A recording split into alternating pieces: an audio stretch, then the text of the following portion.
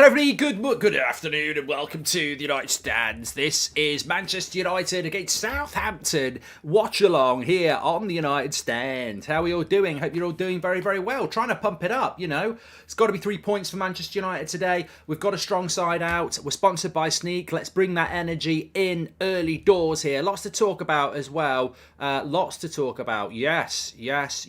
Lots to talk about. We'll be talking about Harry Kane. We'll be talking about lots of things that I'm sure you will dictate to as well. But hopefully we should have the Manchester United lineup on the screen for you. There it is. So as you can see, Rashford, Sancho, Weghorst, Anthony, Bruno and Casemiro, and then Luke Shaw, Martinez, Rafael Varane, Wan-Bissaka, and David De Gea in goal. So, yeah, pretty pleased with that. We'll talk about Sneak in a minute, but you can get that through the link in the video description. That's the Southampton lineup for you on the screen as well. What are your thoughts on the team? Got to say, very hard. It was always going to be very hard to predict Manchester United's lineup today. Sabitza's not fit, and neither is Martial. Neither of those two players are on the bench. But you know, I'm a little bit surprised by the team, but pretty pleased with the team. As I say, David De Gea in goal. Wan-Bissaka comes in at right back. Luke Shaw stays at left back. Varane and Martinez stay at centre back. Casemiro plays in midfield. You've got Bruno Fernandes in the midfield as well. Jadon Sancho starts. Anthony starts. Rashford starts, and so does Weghorst. So how we're going to combine that front four is going to be interesting. Just to let you know, the bench is Tom Heaton, Dalot, Maguire, Malacia, Fred, Mainu, McTominay, Pellistri and Garnacho. No bench place for Elanga. No bench place for Lindelof, who may be carrying an injury. I mean, look, maybe the plan was to play Lindelof today, and he's not fit. I don't know what's going on with Lindelof. I think he was on the bench on Thursday. I don't think he was on the bench the game before, and then he's back off the bench again today. So maybe there's some sort of underlying issue with Victor Lindelof. But ultimately, you know, it's great to see Jadon Sancho starting. And obviously he's gone strong. Respect. I mean, look, I think at the end of the day, you've got to look at it in a pragmatic way and say, we certainly can't afford to take these sort of games lightly, can we? It's a game where, look, we saw Bournemouth beating Liverpool yesterday. We've seen Southampton go to Chelsea. You look at the league table, I think we're looking very comfortable for top four and third. However, you don't want to provide any hope to those chasing behind. When they have bad results, you've got to win. And it's a home game against Southampton, who are bottom of the league. We've got to win this game. And look at the league table there. That is what we've got to do.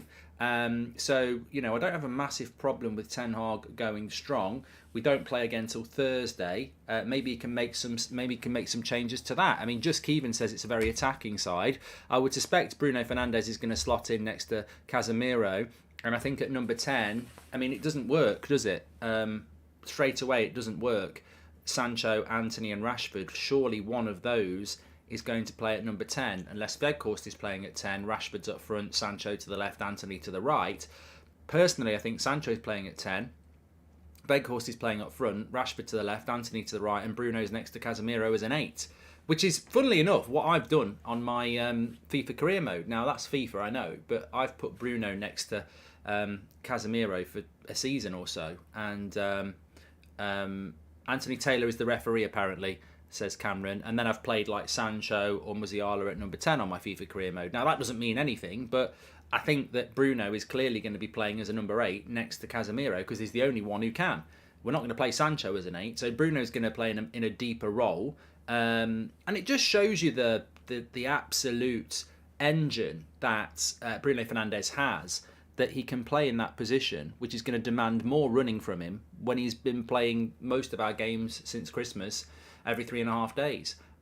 Mohammed's asking about Sabitzer. Well, Sabitzer's out injured, as I've said a couple of times already on this stream and as I said on the preview. So Sabitzer missed the game on Thursday injured, and he's still injured. Anthony Martial is still not ready to come back either. So, I mean, that's a worry about Sabitzer. I mean, he's been here now for 6 weeks. He's barely started. And, you know, he's now picking up an injury. If he wants to stay at Manchester United, then, you know, we do need to see him actually available. I don't know what the injury is. Of course, we find it very difficult to find out what the injuries are with Manchester United because it doesn't tend to come out. But I don't know whether it's a long-term thing. Remember, we've only got another week until the international break anyway. So we don't want that to roll into something more consistent. But it looks like a very attacking side, says Nazir, and that's been reflected in the chat as well. So look, hopefully we'll see that today. Just while I take a drink of my Sneak, by the way. Don't forget, we're sponsored by Sneak today. Sugar-free, low-calorie energy drinks delivered to your door. Next day delivery in the UK. They do ship worldwide as well. What is Sneak? Well, it's an energy drink. You put your sachet in, you top it up with water, you shake it all about, and you've got a lovely energy drink. I'm on the Cherry Bomb today to Manchester United, red Cherry Bomb, and also to say thank you to Bournemouth yesterday. They really did. In fact, we missed a trick. Not I haven't missed a trick, but... Bournemouth's win against Liverpool, sponsored by Cherry Bomb Sneak flavour. So well done. But that's not why I'm drinking it. It's a red drink and it's Man United. You can scan the QR code or you can go through the link in the video description and get yours delivered. Please use the code SneakBridge on anything you order. They do a starter pack where you can get one of these and 9 different sachets to try. Fantastic flavours, like I say, Cherry Bomb, Strawberry Millions, Electric Mango, Purple Storm, Troppy Killer, Blue Raspberry. There's loads and loads of flavours to try. And what else was good? Yeah, they do fizzy drinks as well, or you can order just 40 serving tubs. So check it out with Sneak. But I'm on the Cherry Bomb today as a big up for Bournemouth. Finally, Aaron Wan-Bissaka starts better form than the low right now, says Anakin. Yeah, got no problems with that. And Sancho at 10 is what I'm hoping to see, says Aston. Look, if Jadon Sancho is playing at number 10 today, then Mark, I'm worried we won't get top 4, says Alex. I'm not worried about that. If Jadon Sancho is playing at number 10 today, he's got to work hard. That's the only thing I'm going to say. He lost his place back in September, October because he wasn't tracking back enough. And if you're going to play at number 10, you've got to track back. So, but that goes the same for Sancho on the wing. That's one thing he has to improve on. I'm a big fan of Sancho. I know a lot of people are. We want him involved in the first team. You can't pay £75 million for a player and give them 300 grand a week just to have them as a bit part player, and that's what he is at the moment as he comes back from that absence. I want to see Jadon Sancho pushing first team spaces. To do that, I think he's got to show that he's comfortable in a number of positions. One thing about this team, you see it with Bruno, he can play 4 or 5 positions if he's needed. Rashford, again, can do that. Even Weghorst has done that. So, look, I don't know what Sancho wants to do or where he wants to play. You're not going to be the first choice left winger because that's going to be Rashford. You're not going to be the first choice right winger because I think Ten Hag's going to really double down on Anthony. And you're not going to be the first choice number 10 because that will be Bruno. So what you've got to do is you've got to be very good in every opportunity that you're given. And that starts tonight, this afternoon. Oliver Westcott, welcome to the United Stand Members Club. Thank you very much for that. Palestri should have started, says JG. I don't think so. I don't think so. I mean, look, if some of you think that, that's absolutely fine. I personally never would have started Palestri today. It's a game where you've got to respect the league. I think we will win 2 or 3-0 today, but I don't think it'll be a walk in the park. I think to do that, you've got to respect the opposition, and if we can get Palestri on with half an hour to go again, great. But let's not, let's make sure that we get the game won first. Man United 3-0 win today. Rashford hat-trick, says Jack. Here we go. People predicting the goal scorers. Love it. How come there's no Williams mark? His mum is mad, says Chukarito. If you know, you know. Thanks for the super chats, by the way, that are coming in. Appreciate that. You can do that through the $sign. 2 o'clock kickoff for Manchester United today. Any score predictions, says Dennis? I've gone with 2-0 Manchester United. And I don't think we play at 10 anymore. Fred and Bruno had been playing the box-to-box roles, says Nicholas. Well, just talking about that as well. Big story this morning. We didn't do a morning show this morning because we knew we were going to be live at 1 o'clock anyway, and we had to put the road trip out, which Adam does before the game. So we dropped a 10 o'clock show this morning. But there was a big story this morning about Harry Kane and Manchester United. It was in the Mirror, and basically they were saying that Harry Kane is the priority for Erik ten Hag, which has been mentioned quite a few times this week. Is Haaland for sale? No, Juan, I don't think he is. And that Manchester United would be willing to break the British transfer record to sign Harry Kane. I thought that'd be a good thing to talk about because, we talk about Harry Kane and his availability, and I've got a hunch that he will come to Manchester United. But at the end of the day, I still have the same concerns. And I think that when you operate in that area between red and green and yes and no, that's where I reside on Harry Kane. There is no doubt that he's a world-class striker and that he would score goals. I thought his goal yesterday, the first one against Forest, was the absolute epitome of what Harry Kane is. The ability to score all sorts of goals in and around the box. Fantastic player. But he'll be 30 in June or July. And, the British transfer record is £100 million for Jack Grealish. I was doing the Talk Sport Mark Goldbridge show last night, and a Spurs fan called in and went, "We don't want Harry Kane to leave. He's an absolute legend. But to be honest, he's overdue an injury. He had a lot of injuries up until a couple of years ago. He used to get injured on the regular. He's had two really good years with loads of football. He's going to be 30 in the summer. He's overdue some injuries, and £100 million for Harry Kane, when Spurs are going to have to go through another rebuild anyway, probably is a good deal." And I thought, you know what? That's a Spurs fan saying that. They don't want him to go, but even they know that he's probably... He used to get injured quite regularly, and then the last 2 years, he's not. We're going to pay over £100 million for a striker who's 30? I'm sort of like... I'm a bit worried about it. We don't have a great record with spending a lot of money on English players anyway, and we don't have a great record of signing strikers in their 30s. But he is world class, and if he's what Ten Hag wants, you've got to go and do it. I agree with that. But there's a big risk attached to it, and at the end of the day, if you're going to pay £100 million for Harry Kane, you're not going to have to offer a lot more than 100 to get someone like Osimhen anyway. I feel safer with Aaron Wan-Bissaka at right back, but also feel he's improved in attacking and has more significant controls as Amma. I think at the moment, somebody said it a few minutes ago, there's absolutely no doubt that on form at the moment, Wan-Bissaka's the better right back, so I haven't got a problem with him starting. If Jadon spends the rest of the season with a low work rate, Eric Ten Hag will cut him. Love the player, but must start impressing. Such an exciting talent. Hi Mark, hoping for a big win today. 2-0. Have you had time to look at people's CVs to join the United Stand? Says Dan. Yes, we have. It's ongoing though, so you might not have heard yet. And is it true that Qatar reps are at the game today? Hope they make an offer that cannot be refused. I'm going to make him an offer he cannot refuse, says Glenny boy. Thank you very much. Well, look, there was reps from the Elliott group there on Thursday. There could well be reps from... I'm getting some glare on my glasses here, am I? Getting on my nerves. I'm getting... yeah, so look, Qatar and... Sir Jim representatives will be at Carrington this week. So, yeah, there could easily be people there. Hey, Mark, do you know where Sabitzer is? Says Daniel. Injured. There seems to be a lot of surprise in the chat that Sabitzer's not there. He wasn't in the squad on Thursday. It's a very, very quick turnaround from Thursday night to Sunday afternoon. It's 2 days. I didn't expect Sabitzer to be involved today. So, no, he's not on the bench. Not on the bench today. But Palestri is on the bench. Sim, welcome to the Members Club. Thank you very much for that. Thanks for joining. Don't forget to subscribe, bottom right-hand corner. Christian says, Christian, welcome to the United Stand Members Club. Thank you for joining and supporting the channel. We appreciate that. Tommy, you're not blocked.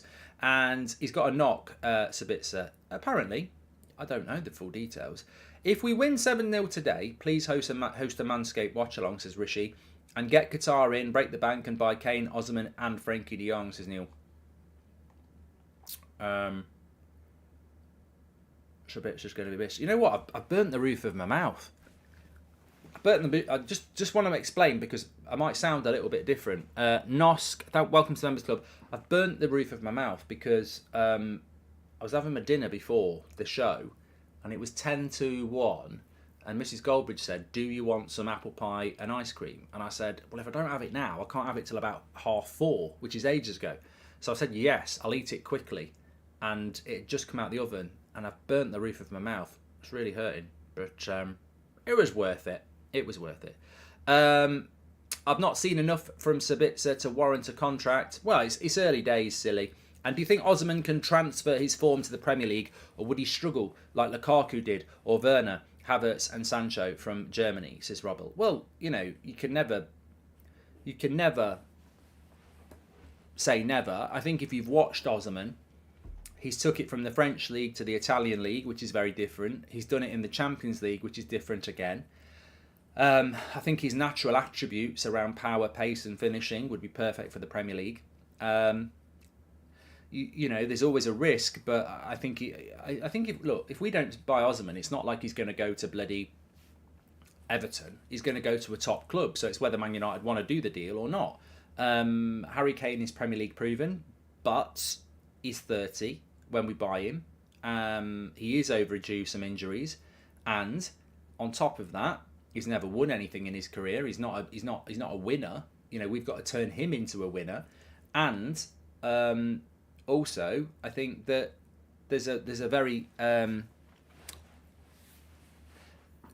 you know, Harry Kane likes to play as a 10. He likes to drop in as a number 10, and I don't think the way, you know, if you look at Spurs and they say they want to buy James Maddison, where does he fit into a Spurs team? They play a back 5, they play a holding 2, and they play a front 3, and Harry Kane drops into the number 10. There's no point Spurs buying a number 10 because they don't play with one, because Harry Kane does that. At Man United, we play with the back 4. That automatically means we're going to have a number 10. You play with the back 4, you're going to have a number 10, or someone's an attacking midfielder. So how would that work with Harry Kane as the striker in our team? Look at it. You know, he's going to be dropping into areas that Jadon Sancho or Bruno wants. So he'd have to adapt his game a little bit. Ike says, off topic, do you remember when you bit the inside of your mouth? It was comedy gold. It might have been for you, Ike, but it wasn't for me. It hurts. It hurts. And my mouth is salivating a lot. That's why I'm swallowing, because I've burnt the top of my mouth and my mouth is trying to compensate. Are you impressed with Will Still at Reims, and would you take any of their players, says Daniel? He's doing a great job, you know. Doesn't need to, you know, again, doesn't need to play the game.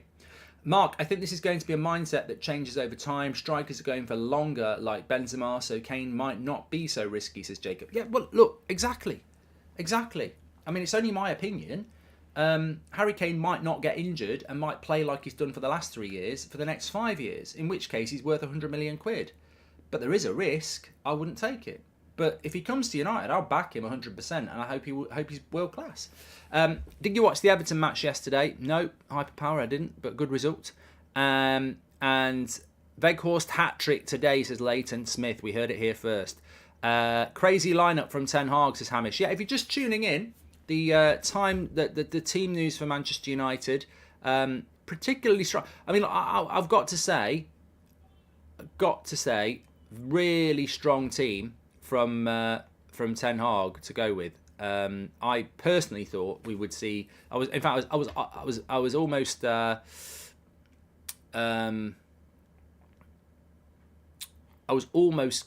certain that we would see Harry Maguire start today, and I'm pretty certain he probably would have expected. Sorry, let me just do this tweet, which I forgot. I'm blaming the hot apple pie. Apple pie always makes me think of a certain film, though, to be honest. Yeah, but look, I don't really have a problem with the team. I think we've learned to trust Erik Ten Hag, haven't we? And he does tend to get it right most of the time. Joshua says talk about the lineup. I'm happy with it. I'll put it up on the screen so people can see it, but I'm happy with it. I don't have a problem with it. I quite like Bruno as a number 8. A traditional box to box. I think that can work. It is very attacking. Hopefully we can get some support to Weghorst. The back 4 is very strong. It should be a walk in the park. Don't disrespect the league, but it's a strong team. I think if you did play McTominay or Maguire, then you do weaken yourself, and that gives Southampton a chance. And I think that the mentality I think that Ten Hag has taken with this game is that because of what happened last week against Liverpool, this is our first Premier League game since then, and he doesn't want to open the door behind us. So it's all about getting a bit of momentum and bouncing back in the Premier League as well. Just looking at the Southampton side: Basuna, Walker-Peters, Bednarek, Bella Kotchup, Peru, Ward-Prowse, Lavia, Walcott, Alcaraz, Salimina and Adams. I mean, they've got some good players there. Lavia, number 45. I like the look of him. You know, he might be a player that's going to move somewhere a lot bigger soon. We know the dangers of Ward-Prowse. Bella Kotchup was a player I liked at the start of the season. They're a hard-working team, Southampton. an honest, hard-working side, which probably isn't good enough to stay in the league, but I certainly don't think that you can go too weak against these sort of teams. And rotation would be key, but I think Ten Hag is continually putting a message out. I see people in the chat and I see people online. GP says Lavia's Belgium's one and only next talent. I see people online and I see people in the chat saying he's not rotating enough. But then I think, well, he's not rotating enough because actually rotating is very, very difficult with this Manchester United side, because we saw against West Ham rotation, and we do pay a lot of money to a lot of players. We've got a very big squad. But beyond that team, who's not playing that you'd go, I trust them? And I think that's the most important point, isn't it? We've got probably 20, 24, senior pros, really. Maybe not 24, but we've got about 20 senior pros. A lot of those will be internationals. You can only pick 11, which means there's probably 9 players that are on good money who are internationals and experienced. But beyond that 11, who comes into that team and you go, oh, I trust them? Fred is probably the only one, isn't he? Delo on his day is useful. Fred, obviously, can do a job. Lindelof's okay. Maguire's okay. McTominay, I don't think was really up to it. Martial's never fit. Malacia's good. But I would describe all those players as backups. When you look at Man City's bench, Chelsea's bench, and other clubs' bench, they've got first team players on their bench. I think we've got a lot of backup players on the bench, but we need some first team quality. We need to be, if you want to catch the Man Cities and the Real Madrids of this world, you've got to have similar strength in depth. And you look at Man City's bench, like De Bruyne was on the bench yesterday. Sometimes it's Bernardo Silva. We haven't got that yet. We haven't got that level of quality where you look at the bench. I mean, look at their centre-backs on the bench as well for City. That they've got, first team quality players on their bench, and we need to move towards that. And maybe that's why Ten Hag doesn't rotate as much, because he's like, yeah, I could give Luke Shaw a break, I could give Varane a break, I could give Casemiro a break, and I might win with Malacia, Maguire and McTominay. But if I don't win, it'll be because I've weakened my team too much and I need to win. I look at the run-in for Manchester United, and it's always about how you pick your team. Of course it is. But if you look at the run-in, our job is to get to 70 points and make sure we get top 4. How do you do that? Pick up the points you can. Southampton at home has got to be 3 points. It has to be 3 points. So I don't have an issue with him not going strong. Off topic, but Conte had Spurs playing decent football last season, and this season they're so boring, but they have the same players, says Nathan Allen. It's off topic, and I don't know what to respond to that with. And Just Keeping says, I love how Ten Hag takes every game seriously. Yeah, and I mean, look, Ten Hag must be in constant contact with his, with the fitness team and everything. I mean, as I say, I think it's magnificent that I think it's magnificent that Manchester United's certain Man United players are able to play week in, week out. And I mean, let's not forget, Marcus Rashford's had big injury issues and he's still playing week in, week out as well. So lots there. I don't know whether this is true. It could not be true, Ben Billen. Let me just have a look, because I can probably find out this very, very quickly. Quite interesting if true. Let me just see if I can verify it. Okay, how will I do this, Goldbridge? Come on, you can do it fast. Sometimes you can be quick. Come on. This will work, I'm pretty sure. Come on, deliver. Okay, yeah. So here we go. This is coming in hot off the press in the last 10 minutes. A local Amnesty International group will unfurl a banner titled No Qatari Sports Washing at United during today's Manchester United game. That's been reported by BBC Sport. So a local Amnesty International group is going to unfurl a banner titled No Qatari Sports Washing at United during today's Manchester United game. You know what I say to that? It's the same as the Gary Lineker thing, isn't it? fair play for expressing your opinion, but deal with the backlash. It's as simple as that. You know, if they want to express that opinion, let them do it. You can express your opinion. It's, you know, go. Look, I personally think this whole match of the day thing is ridiculous. The amount of people who are not, you know, no radio shows. The women's game today, no proper commentators. I mean, I'm all for free speech, and they shouldn't have treated Gary Lineker how they did. But he also made reference to the, you know, Germany in the 1930s, which you know, everybody interprets that the way I think he meant it to be interpreted, and I think it was offensive. However, you know, he should be given the opportunity to say what he thinks and back it up. But the flip side to that coin is free speech means that people get to have an opinion the other way. If somebody wants to unfurl a banner saying no to Qatar at Man United, the fact still remains that 80% of the fan base does want it. So get your banner out. Get your banner out. But, you know, the cold, harsh facts are 80% of the fan base want it. So, you know, that banner can't be. It's just an expression. It's just an expression of free speech. Well done. I have got no problem with it. And like Footy Trivia says, no to greenwashing. Well, greenwashing is what INEOS are being accused of doing because they pump loads of chemicals into the environment. And so where's Greenpeace with that? You know, this is what I mean. It's all about opinion. I got a call on TalkSport last night saying, you know, Gary Lineker's all there for immigrants' rights, but he's sat there in Qatar earning money where a lot of immigrants came into Qatar to build those stadiums and died. He still went over there and earned money. I think he's a hypocrite. And I took that call on TalkSport last night, and I was like,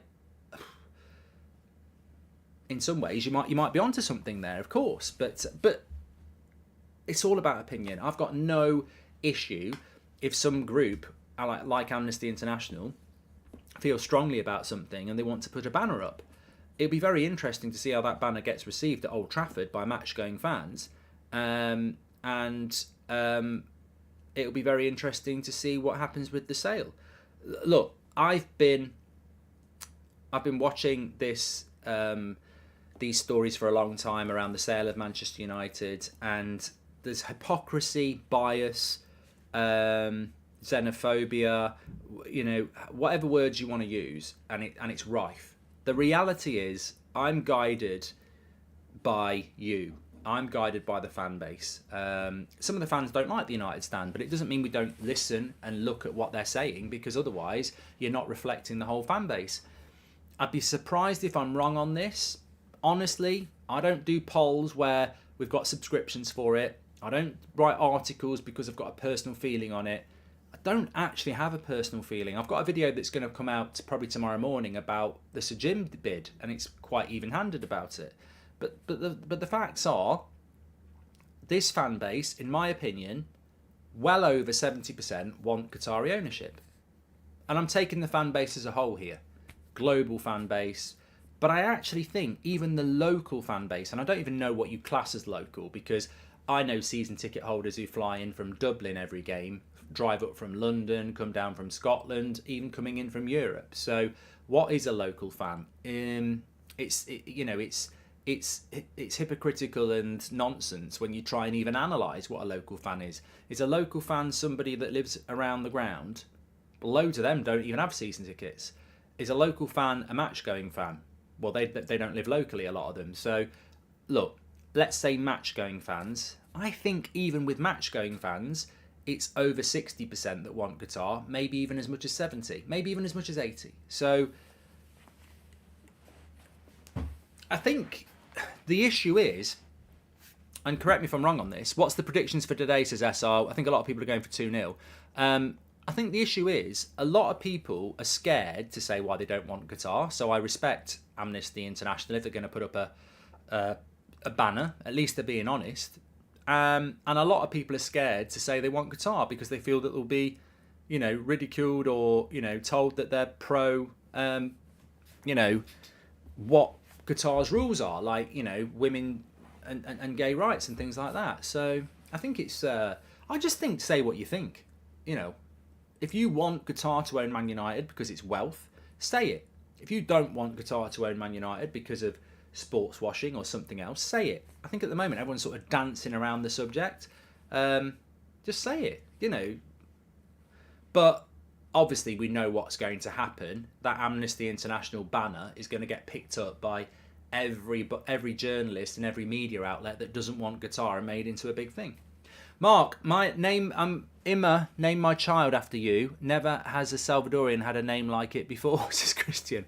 Love it. Love it. And I'm really excited with the squad we have today, especially Bruno as a number 8. Let's go, Man United. Love from India, says Abhinav. Thank you very much.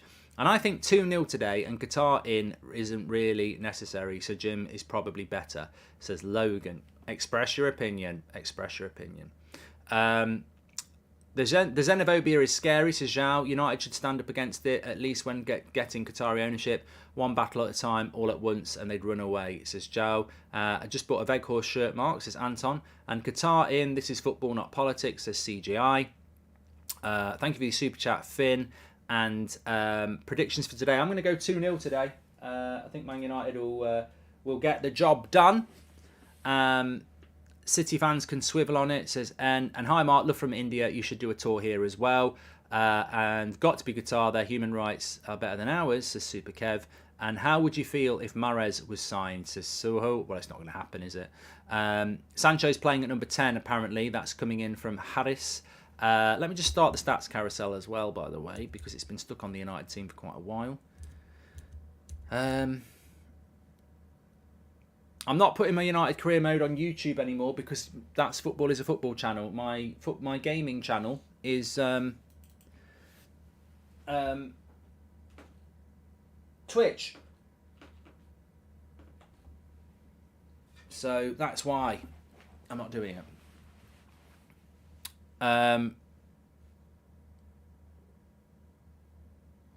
Shania says, say what you think as long as you pretend as you well look, we've always given both sides on here. That's what should happen, surely.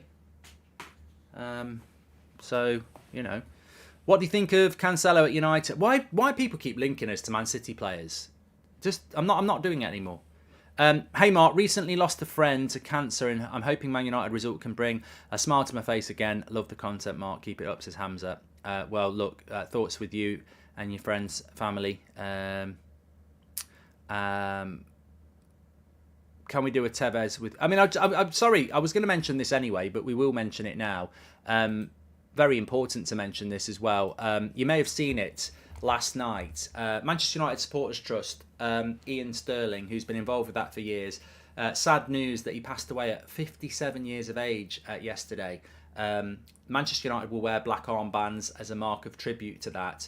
A major outpouring of grief and tribute to Ian Sterling across socials and you know the football club itself and many other fan groups and many Manchester United fans and many fans outside of Manchester United expressing that interest. It really is tragic news. I never met Ian, although I did have some interactions with him and Manchester United Supporters Trust, and there's no doubt that the work that was done by Ian and for the Manchester United Supporters Trust and for Manchester United fans over the years has been, you know, tireless and from a place of complete good, trying to make things better for Manchester United fans. So I think it's great that the club are you know going to wear an armband for what ultimately is a Manchester United fan, and obviously very, very sad news. So I did want to just, you know, make that very, very clear, and also we will obviously see that replicated by Manchester United fans and players today as well. Brandon says, I'm from Malaysia, always supported your channel, hope today Man United can win to secure 3 points. Yes, good, lovely stuff.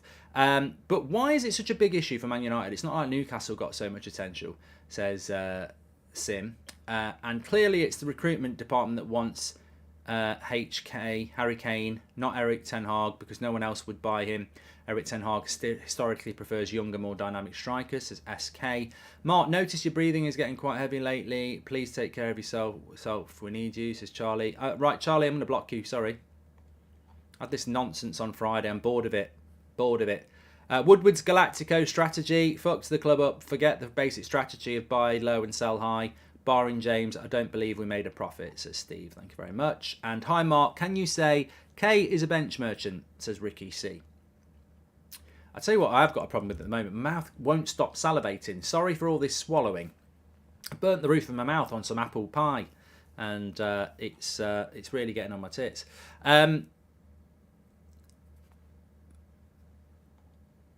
Qatar for me, Mark, says Warrior, and who knows, maybe something positive could come out of it. United 3-0. I fancy Veghorst to get one as well, says Warrior. Okay, thank you very much. And Charlie in the mud. Yeah, he's an idiot. He can jog on. Somebody said this on Friday, and I'm just not going to tolerate it. So it's cheerio, isn't it? Cheerio. Get out of town, is what we're saying. Okay, we've got the United lineups, which is great. Don't forget to subscribe to the channel, by the way, bottom right-hand corner. There are other games going on today. Not Liverpool, they lost to Bournemouth. We don't want Kane, get us Victor, says Detta. We got Arsenal are playing Fulham, aren't they, today as well? Never had you down as being offended by Gary's tweet. What he said was spot on and didn't reference specifics, says Joshua. Gary's tweet, Gary Neville. Mate, I don't really give a shit what you think about what I say, really, to be honest with you on that, because you know what? It's all about opinion. I'm not really bothered. I think that Gary Lineker having an opposition to government policy is absolutely fine, but likening it to 1930s Germany, I think he's bang out of order for doing that, and I think he offended, people for that, and I think he should apologise for that. But I don't think he should have been taken off air by the BBC. I think it was an overreaction, but I'm not going to pretend that I thought a reference to 1930s Germany wasn't offensive. I do. If you don't, fine. It's called an opinion. I don't think he needed to use that. 1930s Germany is a reference to Nazi Germany. And that is one of the biggest events in human history. And I don't think he needed to use that. But I don't think he should have been removed from Match of the Day. And I think the carnage of this weekend's football coverage on the BBC because of this just shows you how badly it's been handled. I also think that I don't watch Match of the Day anyway. I think it's boring. I spotted you on about the other week, Mark. You look quite cross, but you had new jeans on, says Hollister K. I don't walk around looking cross, and I haven't bought any new jeans for ages. Hi, Mark. You always do watch-alongs, and we appreciate it. But you ever think you're going to watch a match live once in a blue moon? Says Quats. Mark, it's quite annoying when the media are so obviously against Qatar, which is best for United. They're scared. Ignore Charlie the Pratt. We love you, says MR United. And hi, Marcus. Hope you and the family are well. Thoughts on the ongoing Ukraine-Russia conflict, and if there's anything as a club we can do? I'll tell you what, we're getting some interesting questions today, aren't we? Ricky, thank you very much for your super chat. And Mark, thoughts on the season 2021, says Culp. And do you have your tartan pyjamas on? It's way too early for that, but I can have a stretch, and I can confirm I've got my Levi's on today. So no, I'm not wearing anything like that today.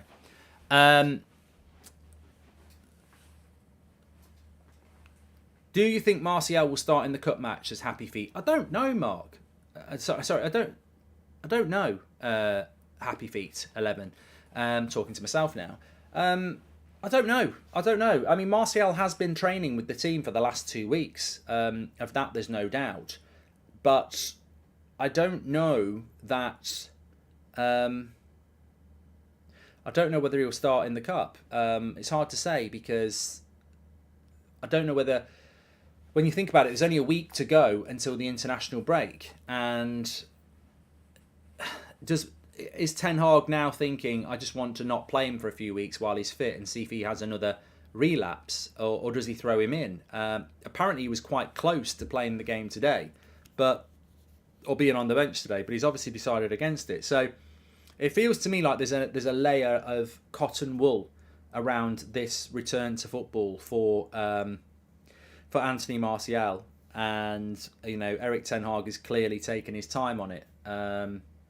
Which you can understand. I mean, we'd all love to see Anthony Martial playing games of football. I'm sure we'd all agree on that. But on the other hand,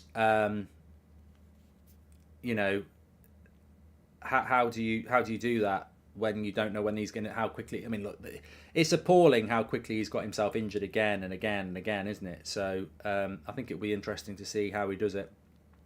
Definitely.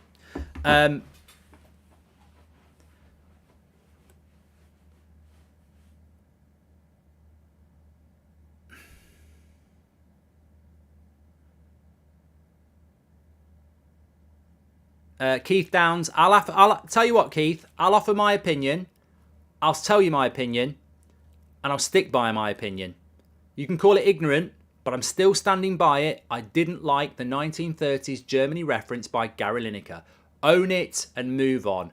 You can't justify my opinion as ignorant when I've explained it to you. I'll stand by it, and I will keep standing by it. So thank you very much, Keith, for your opinion. Love your opinion. Glad you've got one. I'll stick by mine. Thoughts on the Californian Gold Rush, says Real Barts. They all give their energy to beat us 7-0 and then lose to Bournemouth.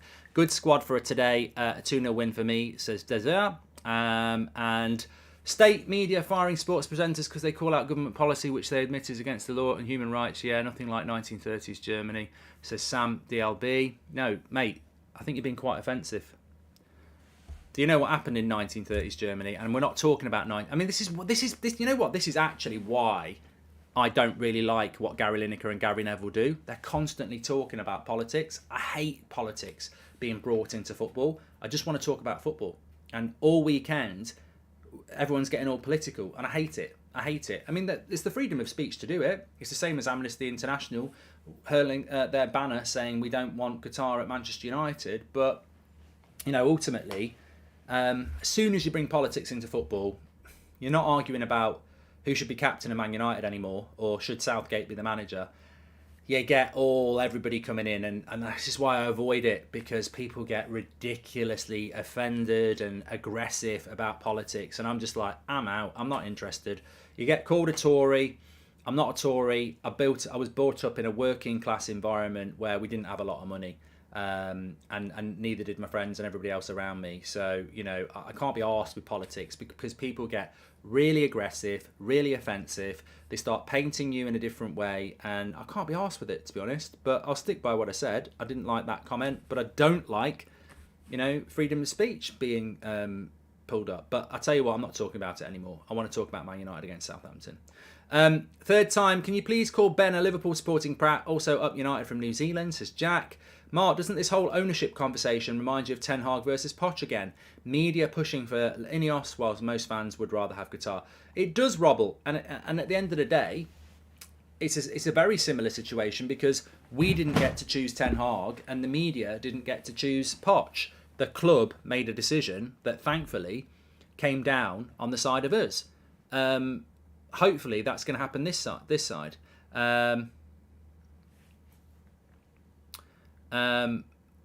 Jammy, see you later. Blocked. Third time, I've done that one as well. Mark, Gary just said what it looks like to the rest of the world. The government is I'm not doing it. Sorry. I apologise for even bringing it up. People aren't capable of just moving on and talking about football. So we're going to talk about football because it's going to kick off in 15 minutes. Let me know what your thoughts are on the team. Let me know what your thoughts are on the game itself. Are we being a little bit dismissive of Southampton? They will be fighting for their lives. They did go to Chelsea and win. I don't think we are being dismissive. I think this should be a straight walk in the park for Man United this afternoon. I watched Southampton beat Chelsea, and Chelsea, I don't know how they didn't score that day. It wasn't a brilliant rearguard action from Southampton. They scored a James Ward-Prowse free kick, if I recall correctly, and then Chelsea couldn't hit the ocean from a boat. I don't think this Southampton side is capable of coming to Old Trafford and winning. Now, that could be famous last words. I respect the Premier League. I think everybody respects the Premier League this season. It has been marvellous. But I just do not think that that they are capable of getting a result today. I don't. We've got a match in 15 minutes, says Dion. Thank you very much for the super chat there. And Eric Ten Hag is never going to rest Bruno Fernandes, says Rook. Are Newcastle in trouble if they don't win today, says Bart. I don't really care about Newcastle. I'm just looking at the league table here. I don't see a Newcastle side that's going to cause us any problems, if I'm honest. I just don't. I don't see it. But look, that's opinion. Maybe somebody else feels differently. What do you think of calling the team Ten Hag's Titans? Says FJ. And I know you won't take this to heart, but I appreciate you and all your content. The King of Personality says, Ike, thank you very much for your super chat, Ike. Hope you're doing well. Rory says, the reason people won't give true opinion if they go in too hard against Qatar, they end up taking over. Those content creators will be deemed hypocrites if they keep making cash. Just hedging their bets, says Rory. Well, look, to be honest, Rory, you talk about content creators, you talk about journalists. Sometimes you say it best when you say nothing at all. I mean, you know, we were talking about that overlap episode the other day. It's very clear that every person on that show, whether they said it or not, doesn't want Qatar.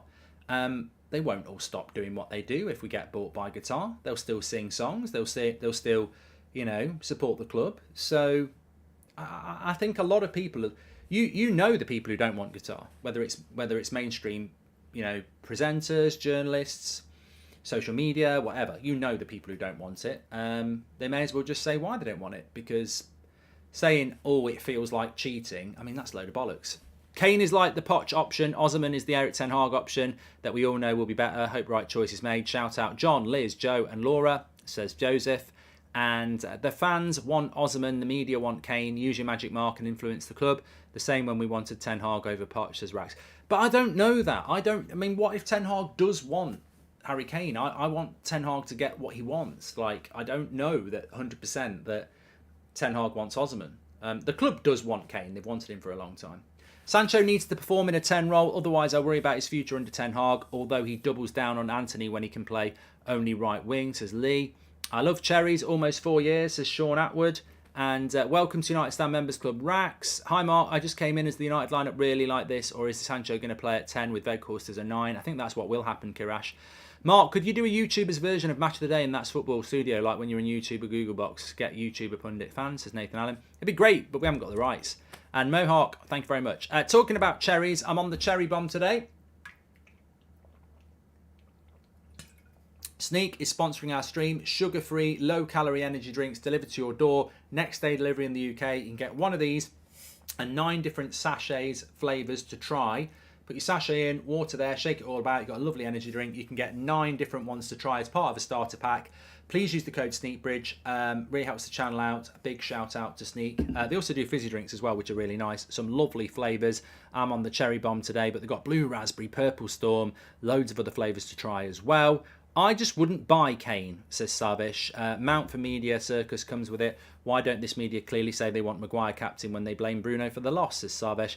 And Mark, who would in a race, Maguire with a hamstring injury or a snail whose shell is too heavy, says Carl. And it's pure bias not to want Qatar. They should stop it. They only want their friends to get the club. We want the club to move forward. Qatar all the way, says Detta. And after ages, I'm excited to watch United games again. Like, I really look forward to the games. A big thank you to Eric Ten Hag, and I feel you're feeling it too, says Ankit. I'm just going to see if we've got any quotes coming in from Eric Ten Hag, actually. Let me just check my phone.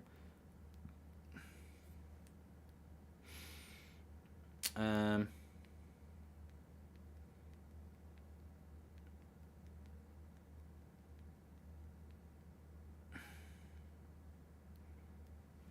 let's have a look.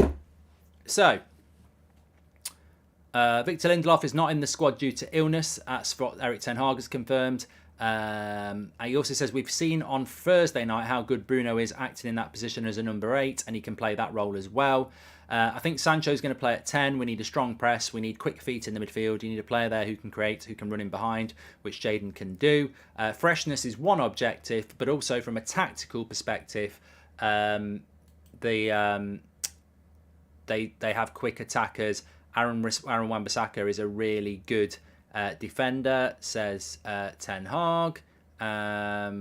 And a wreath has been laid in the seat of Ian Sterling as well, which you can see is a nice touch. And as we know, a local Amnesty International group will unfurl a banner today entitled No Qatari Sports Washing at Manchester United, to which some of you have said, are they going to do one about no greenwashing at Man United in relation to Ineos?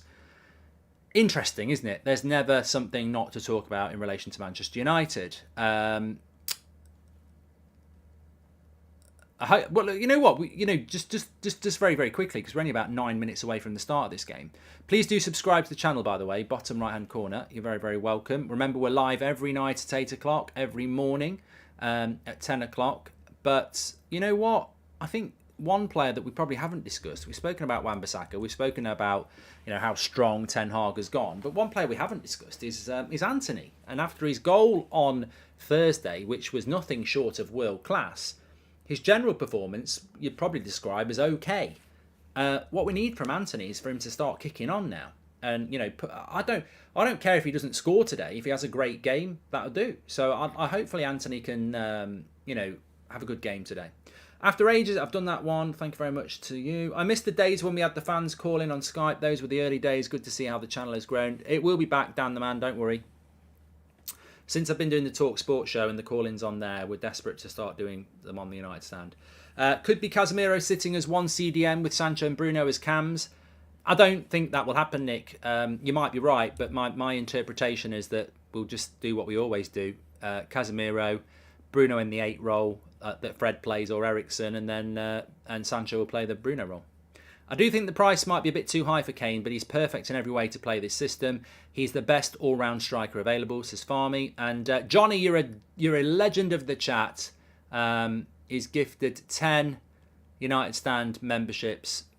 Legend. Thank you very much for that. Hi, Mark. I love the watch-alongs, and I think 3-0, says Callum D. And I'm hoping for a United victory, and you blocked my main account a month ago. Can you please unblock it in the name should be Jack or Jack Clancy? Thank you, says Jack, the Scottish lad. Well, did I block it? Or, did you get... What did you get blocked for? Are you blocked on Twitter? Are you blocked on YouTube? We've not spoke about De Gea as well. God, that was a bad game for De Gea on Wednesday, wasn't it? Beth presented a show on Friday. I was looking at the chat and I was like, oh my God, Beth's like, she's become a bit Marmite, hasn't she? People are either not happy with her or she's a hero because of her stance on David De Gea. Look, what I'm going to say about David De Gea is I don't really care if you want David De Gea to stay or not. He's here till the end of May. We don't have anybody else. I don't really see what the point is in clipping up or, highlighting issues with David De Gea between now and May. Ten Hag will make the choice. Let him make the choice, but back the player. I think surely that's the way to go. What do you think of Chelsea's interest in De Jong, says Muff? Well, they were interested in him last summer. They actually were interested in signing De Jong last summer. So, remember last week? This was it, wasn't it? No, it was this time last week. It wasn't quite, yeah. And I wasn't crying. I was not crying. I wasn't crying. It was just the way the camera caught me. It was frustration. But we're getting close to the game. I'm just doing this to just sort of stretch my legs. Chris, thank you very much. I don't know what you're talking about, but there you go. Look, it's all about opinion. Everyone's saying Gary Lineker can have an opinion. Everyone says the Amnesty International can have an opinion. Well, look, there's nothing wrong with saying you want David De Gea to be sold. It's an opinion. I don't agree with it, but there's nothing wrong with it. We shouldn't be afraid of different opinions. Because everyone's got one. Like arseholes. We need more cooking with Goldbridge, says Valenti. We do. And Uzar says, what's your score prediction? I've gone 2-0 for Manchester United. Yeah. I thought he was going to get some keep-ups going, says Kieran. And Beth can say whatever she wants, says Pidge. And it's amazing how things can change in a week. Thoroughly, though, Mark, isn't it? Says Fader. Yeah, I mean, look, at the end of the day, it was an annihilation last week against Liverpool, as we know. But it was still 3 points. And, nobody wants to lose like that to Liverpool. But I said this yesterday, and I stand by it. If you said to Jurgen Klopp, would you get beat 7-0 by Man United if you could be third, win the Carabao Cup and still in the FA Cup and the Europa League, he'd snap our hand off for it. It's not a good season if you beat Man United 7-0 but you finish outside the top 4 and you don't win a trophy. It is a good season for us if we get beat 7-0 by Liverpool at Anfield, but we get top 4 and win 3 trophies. So there is context, of course there is.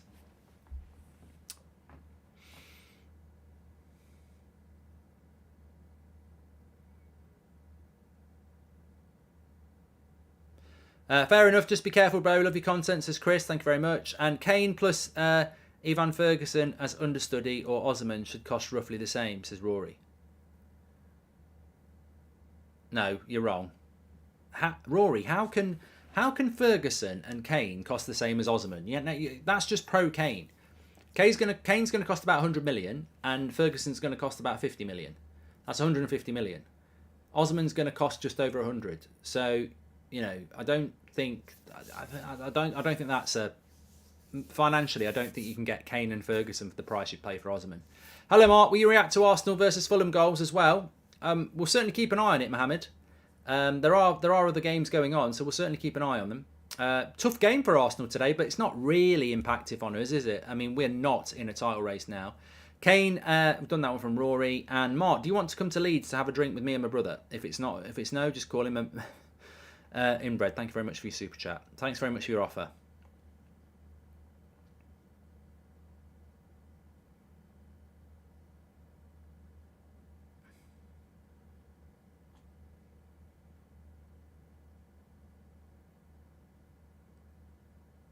Why is it not on TV in the UK? Because it's crap, basically. But basically because we would normally have been playing at 3 o'clock on a Saturday. This was a 3 o'clock Saturday game that wouldn't be on the TV, and it got moved because we're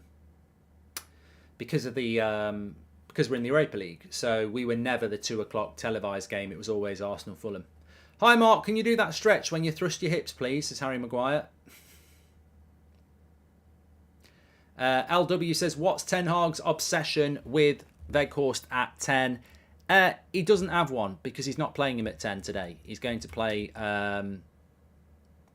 he's playing Sancho at 10. Weghorst will play through the middle. And I thought that Weghorst played quite well as through the middle on Thursday.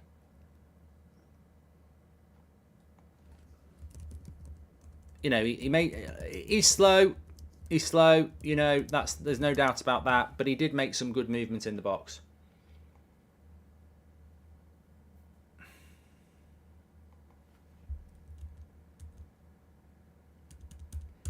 Right, make sure you subscribe, everybody. Bottom right-hand corner to do that. I think we've got a super chat coming in from Charlie as well. You may know Charlie Max. He does quite a few. Well known in the chat. Let's have a look what he's got to say. I'm just putting my tweet out. If he'll ever let me do it. Okay, there we go. Let's come back to the chat. I will get the timer ready as well. So, extremely important 3 points up for grabs, says Charlie Max today. Put 10 points between us and 5th. Could very well be the nail in the coffin. Also, where the hell is Sabitzer? Injured, mates. Injured. And do you think that we are playing Bruno as an 8 and Sancho as a 10? Do you think it will go well, says Zach? I think, look, if you can't play Bruno Fernandes as an 8 and Jadon Sancho as a 10 at home against the bottom of the league, you're never going to be able to do it. So fans always want to see things tried. I think this is the perfect game to try it. Love your content. I'm going 3-0 today. Can you call Cynthia a prat, says Marshall. If 1976 isn't enough incentive to thump Southampton, I don't know what is, says Kenneth. And Dennis has just gifted 5 memberships. You're a legend, Dennis. And hi Mark, pleasure to be part of the team, says Celsius, who's been a member for a month. Thank you very much, mate. I've just got to sort my timer out here because we're very, very close to starting this game. Okay, where's that one? There it is. G'day, Mark. Should United go for Koku from Turkey, says Twitch Zero. Thanks very much, pal.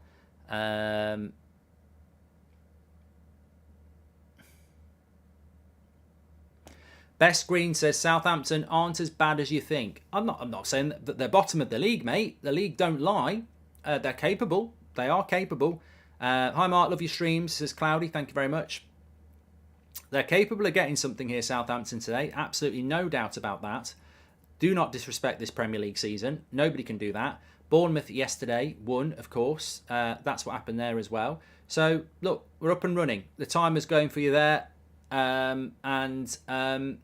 Look, I'm not disrespecting Southampton, but I expect Manchester United to win.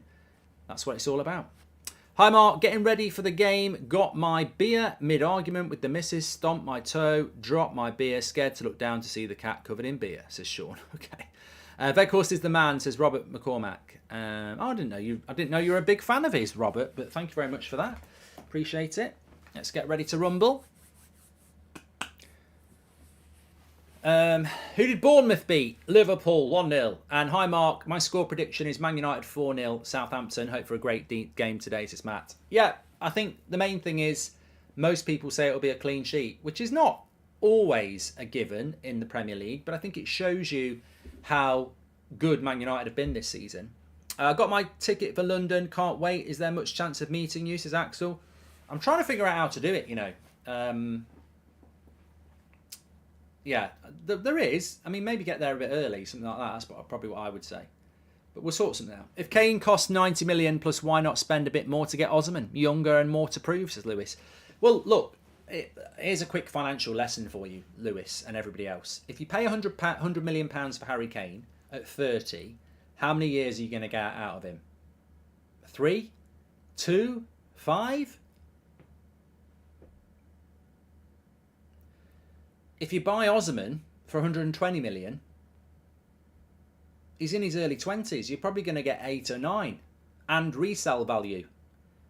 So I should get clipped for this because it's genius.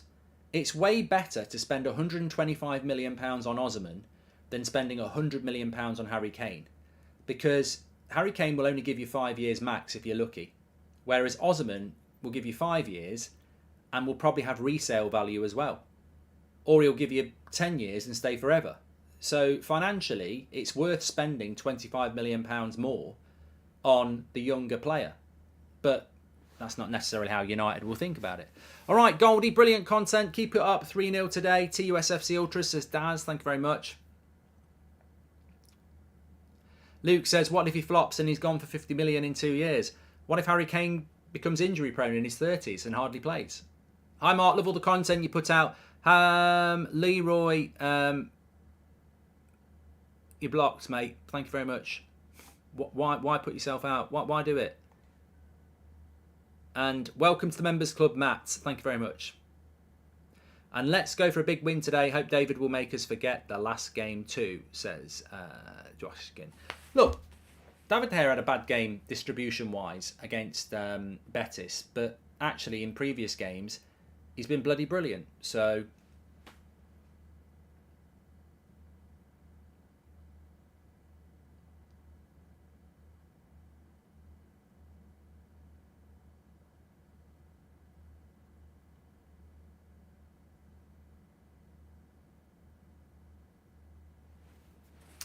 I'm putting in more blocks today than Harry Maguire. Well, he won't be putting any in from the bench, will he? Hi, Mark. Love the show. Looking forward to the game. It was my birthday yesterday, so hoping for the ultimate celebration. 6-0 United or it's ruined, says Drew. Thank you very much. Oh, I do think people are a little bit disrespectful, you know. I've gone 2-0. I think Southampton will be competitive. We did play on Thursday night, so I don't think it will be 4 or 5-0. I'd love it, but I don't feel that... It's not easy to go 4 or 5-0 in the Prem, unless you're Liverpool. But you know what I mean. I don't think that. I think Southampton will be energetic, and I think they'll give us a game. Up the Reds, come on, says Sebastian. And Mark, any chance of live show in Cardiff, says Matthew. Do you think we've got many fans in Cardiff? Good energetic start. We've had nearly 5 minutes already. What do we think about this Southampton coach anyway? I don't think you can keep him up. It's very intense. Ollie Watkins is a great forward, says Thomas.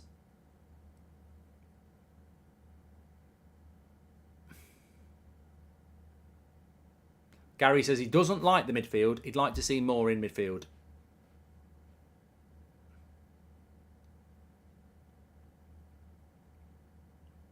Chris says, any chance of doing a live show in Stratford-upon-Avon? I love Stratford-upon-Avon, but I don't know that there'd be enough.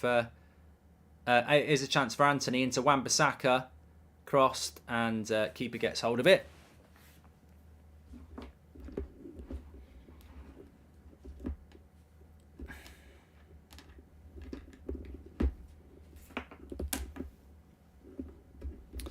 I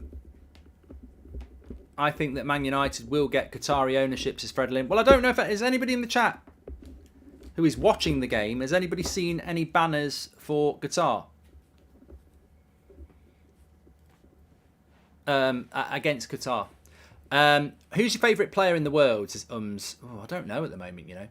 Southampton coach scares me, says Jackie, and where Akil can't watch the game. The Glazers out chants are lovely and loud. Come on, lads, let's try and bury this game too, says SK. Nobody's seen any banners yet. And would you rather want top 4 or another trophy, Mark, says Hardick? Well, it'd be interesting to see if a banner does come out, won't it? Because, you can't do...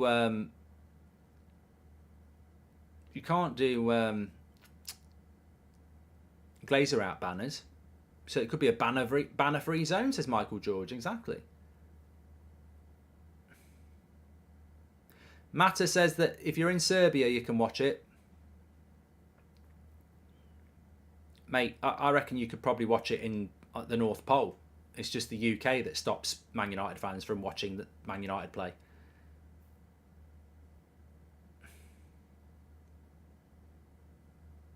Tony James, thanks for becoming a member. Really good chat here from Channel E. He says you've got to be really careful with challenges around the box with Ward-Prowse in play. Yeah, very, very good comment there. Apparently my timer's off a little bit, so what I propose to do is I'm just going to click it and recenter again.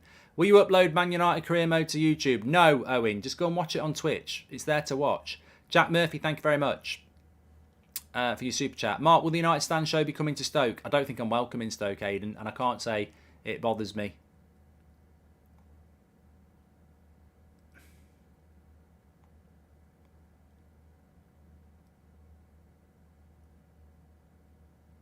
Oh, this time is... But what's going on here? What's going on?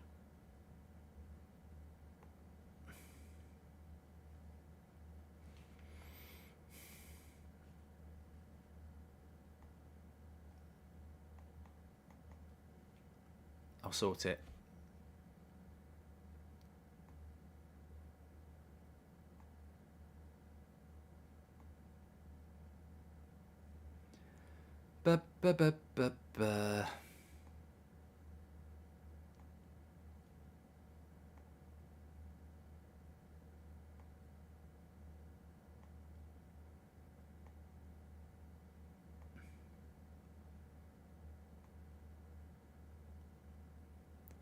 All the leaves are brown.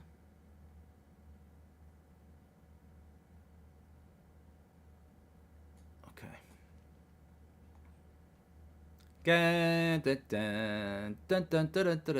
I'm not from Cardiff, but from South Wales. Lots of fans in the valleys who watch the show.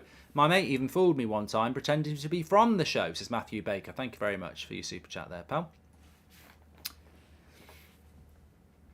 You're welcome in Wimbledon, Mark, says Tumbleweed. Thank you very much. I saw this story, Sam. Very, very interesting story that Sam's talking about there. That Manchester United might be interested in bringing in Palhinha from Liverpool, which is it is interesting because that is a player that we've been talking about coming to Man United for years before he went to Fulham, and he's certainly improved. And well, not improved. He's certainly shown that he can play in the Prem, so it might be an interesting option. Don't know what his age profile is. I think he might be about 27 now. South Holland says match will be closer. Team fighting for their lives. Will be tough if they can keep it scoreless for 60. Can always nick one with James Ward-Prowse, says South Holland. And Mark, my under-12 team has 3 coaches. My argument is that our most technical players should be in the midfield. The other coaches argue they be up top. What are your thoughts, says Desert Hunter? I haven't done any coaching for a while, but when I did used to coach, I would agree with you. You put your best players in the midfield, definitely. You build, in amateur football or in charity games, you build your spine, and if you've got crap players, you put them on the full-back and on the wing. You build your spine. You have your best players in the midfield, centre back, and then up front. That's how you build any team.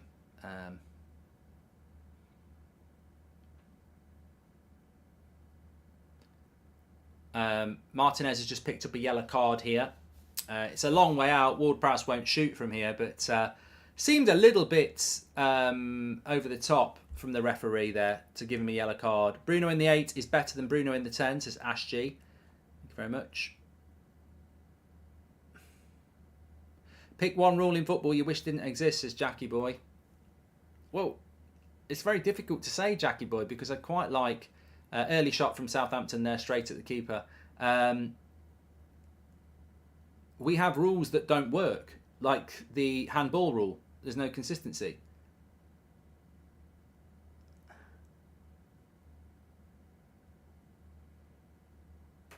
James Byrne, thank you very much. Welcome to the Members Club. Fep says this should be a comfortable win for Manchester United.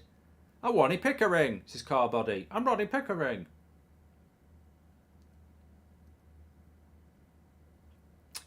Jan says that Casemiro's had a bit of a bad start with his passing.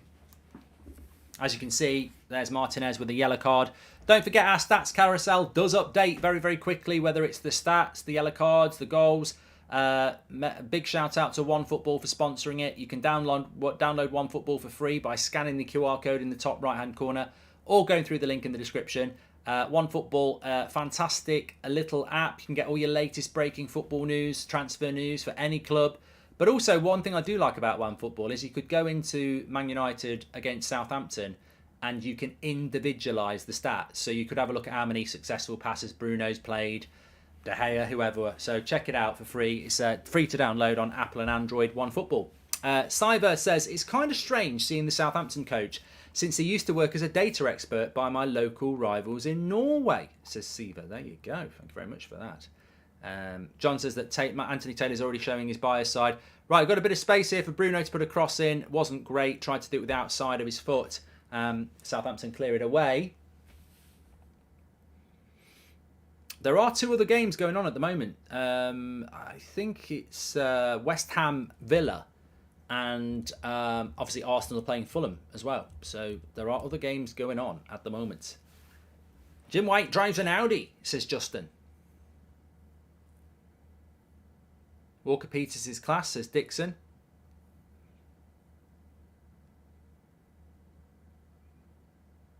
I'll tell you what, Luke Shaw's put a cross in there. It wasn't too far away from Weghorst. I'm sort of with you, Pedge. He says Weghorst is crap in the air. I don't know. I wouldn't use the word crap, but I felt that cross from Luke Shaw was better than it looked, and that he could have probably got a little bit closer to it. I don't know whether anyone's seen the replay, but Luke Shaw's cross, it's probably a little bit too high. Gifted the membership, Sonic. Thank you very much. Appreciate that. Plenty of examples of players flopping when moving to the Premier League. But Mark, you got any examples of Premier League players flopping in Europe? Says the Inquisition. Wow, not many players. Not many players go abroad. I mean, Dele Alli, he's one. There'll be plenty of examples. Sturridge, he went abroad, didn't he? But there's just not many players who go abroad. Eden Hazard went from Chelsea to Real Madrid and sort of flopped, didn't he? Yeah.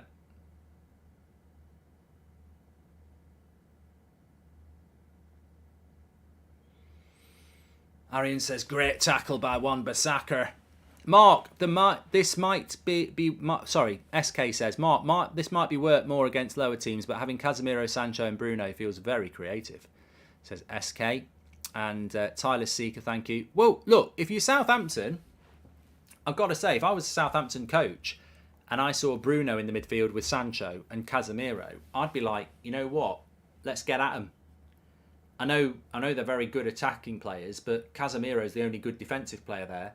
Let's get physical. Let's get physical. Come on and get physical. Everybody physical. Let me hear your body talk. Yeah, so look, there's a chance. Hi Mark, can you please say get well soon to my mate Dan, who is fighting leukemia at the moment, says Ollie. Dan, all our support and love with you, mate, and I hope you're enjoying the game, if you are watching the game, and all the best in your recovery from that.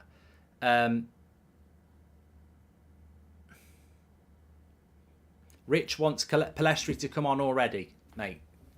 Chill out. Palestri for the last 25 minutes, I think. It was a brilliant cameo the other night.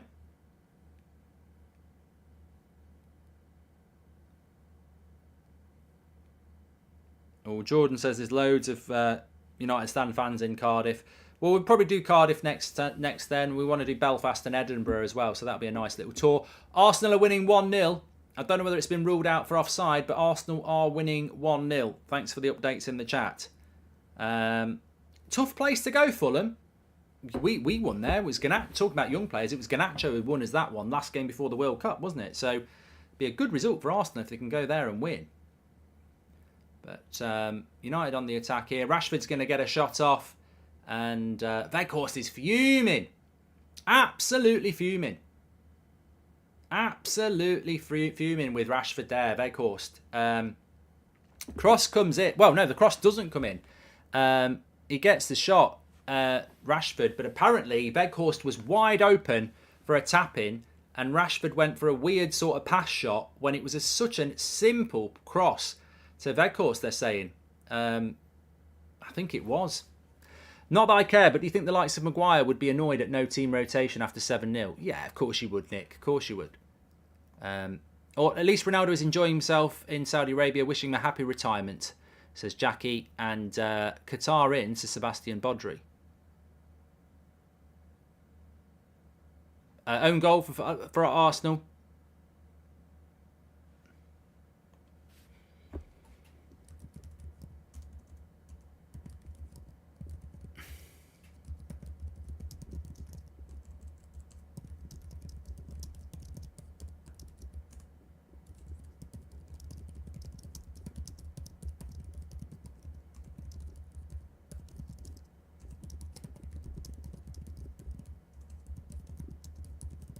Well, I think Man United should be 1-0 up. I mean, that's just, if that's Saka or Harvey Barnes or a creative winger, their first thing is going to be to shoot. Pass.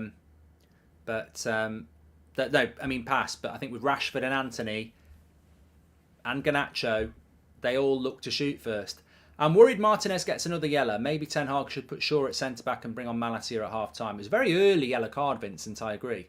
Hi Mark, should we keep Weghorst next season? Another Dutch lad, not complaining, but apart from being a second choice cam and a pressing machine, he doesn't show qualities of being a goal scorer, says Hardick. I mean, look, I will be consistent here and say that it's way too early. Offside for Arsenal. I did say that. I'm not watching the Arsenal game, so apparently it's offside. It's still 0-0. On Weghorst, I won't make my mind up yet about what we should do with him, but we don't have to keep him. Villa are winning 1-0. Obviously, I need to put an asterisk next to this and say they've scored. Let's see what happens with VAR. But Villa away to West Ham. What would you do with Weghorst at the moment? Let's do a quick poll with the chat. What would you do with him at the moment? Because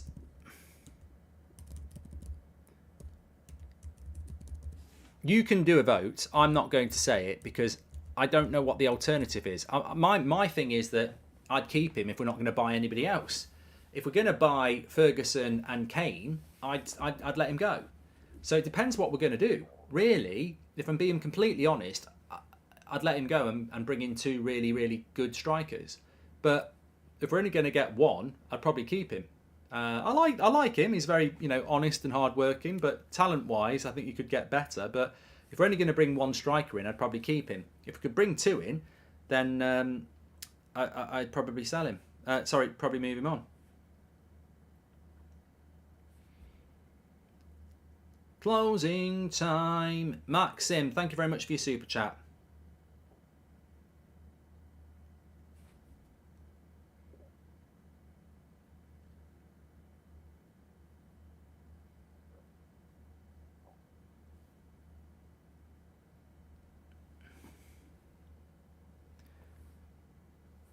So it's still 0-0 between Fulham and Arsenal.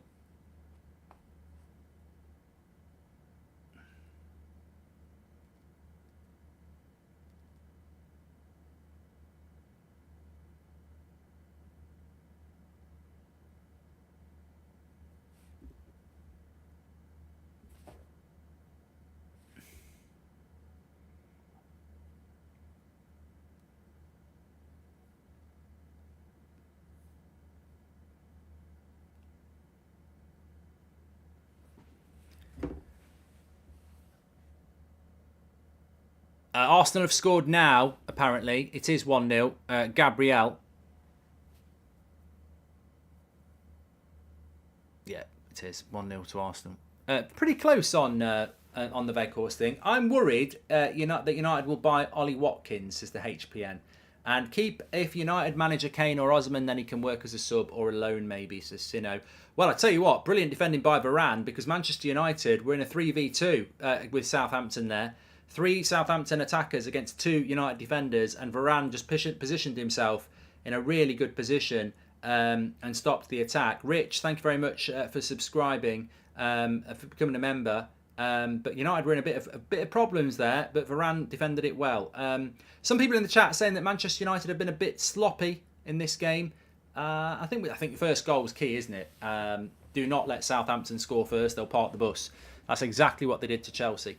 Something about Sancho today. I feel like he's going to score, says Riley. And Arsenal are winning 1-0. Gabriel has scored for them. Dreams can come true. He scored. Well done. Not that Gabriel. Has Arteta done enough for a big club to go for him? Says Sebastian Podry. Oh, that's going to wind them up. Don't worry, they're not watching. They're not watching. United have got a corner here. Not enough intensity from Manchester United, says David. We're still, I'm always going to defend the manager, of course, but I'll also defend the players here. There's a lot of these players that played on Thursday nights. It's only 2.5 days rest. I think we've almost become... I'll tell you what, I think if Bruno's a little bit braver there, Martinez has just played a magnificent ball over the top. Fair play to the goalkeeper for Southampton. He's well out of his line, quick, but it was a lovely ball by Martinez, and Bruno obviously didn't fancy it with a goalkeeper running towards him. But we have sort of almost become immune to the fact that we're playing games every 3.5 days, and I think it's very difficult. I mean, I suppose my point would be, imagine if United had all week off, how intense we'd be. The tempo's always going to be slow because we're playing we're playing against teams that are, very energetic, and we're playing against, we're picking much the same players. A proper striker won't put up with wingers that don't cross or pass to them in the box. That has to be worked on for next season, says Alligator. We're doing a lot of fouls, says Aidan. Ref is Anthony Taylor. That says a lot, doesn't it? So what have we had? 23 minutes. I said 2-0 to Man United. I mean, maybe the floodgates will open at some point, but I think it's going to be it's going to be one of those days where it's patience is a virtue. Happily just take 3 points today. But Southampton showing great energy, and poor clearance by Wan-Bissaka. David De Gea's just made a great save. Absolutely brilliant save. Point blank save by De Gea. And it's Walcott as well. We don't want him scoring.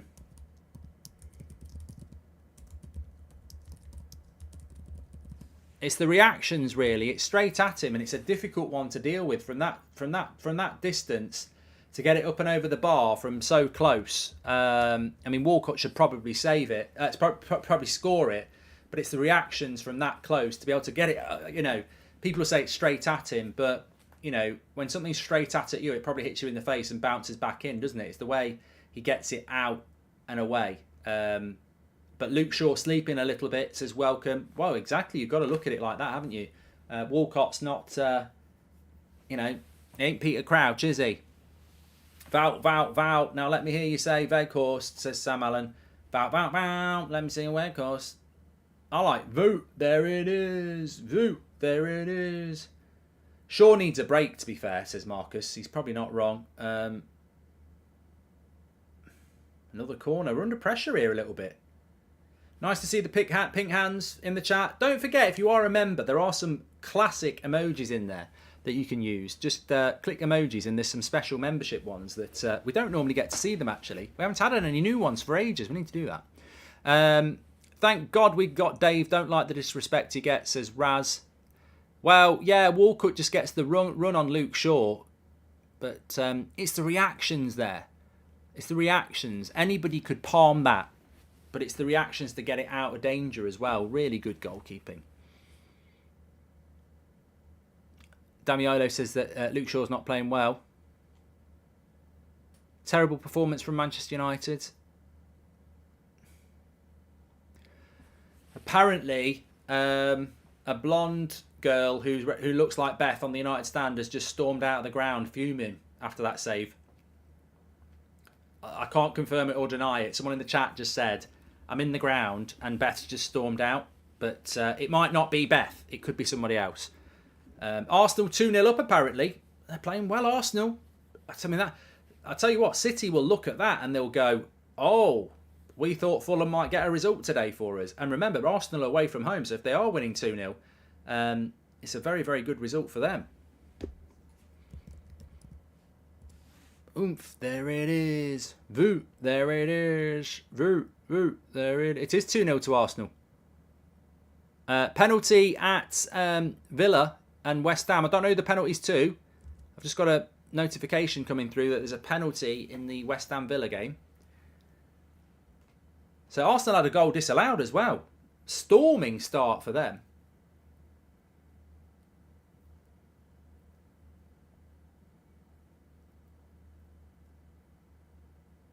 Oh, Bruno with a shot from the edge of the box.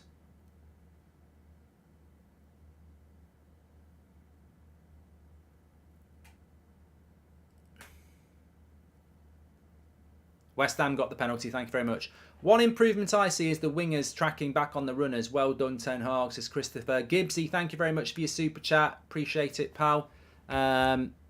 Thanks for all the super chats today. Thanks everyone who's become a member. Thanks for supporting the channel. And Cara says, I love the show. I'm going to Dublin next week for St. Patrick's Day next weekend. What should I do there? Is there a place you recommend? Much love from France. I'd love to be going to Dublin next weekend. I was going to go to Dublin next weekend, but Man United playing Fulham, aren't they? So good ball in behind Wan-Bissaka. He's been caught out. Varane's having a great game as well. Varane's been solid today. He gets across.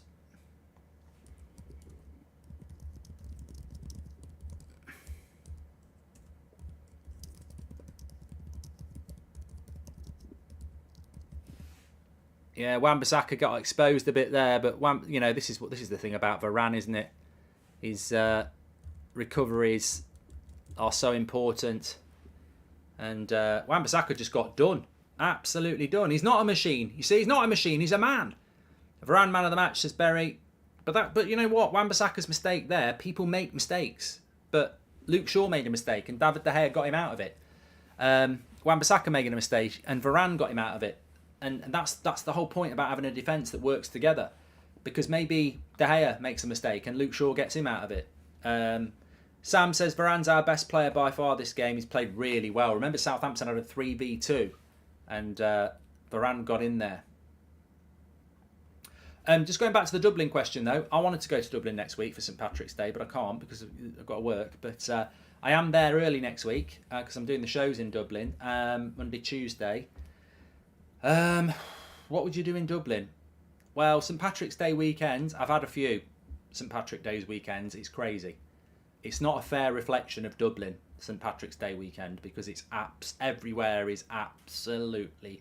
We used to go... St. Patrick's Day can be any day. It can be Monday, Tuesday, Wednesday, but it's a bank holiday.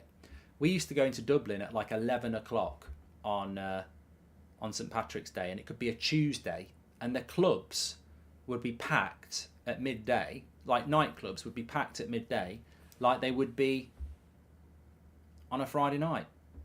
And I presume it's still the same. So where you go for St. Patrick's Day weekend is very hard for me to predict because everywhere will be rammed. Raf, welcome to the Members Club. And Jack, thank you very much. I mean, if you wanted to go to pubs that Goldbridge used to drink in, the Goldbridge pub tour, Messer Maguire's on the Liffey, I used to go there quite a lot. Harry Lemon down by Stephen's Green, and Sinnott's, which is really near there. That's 3.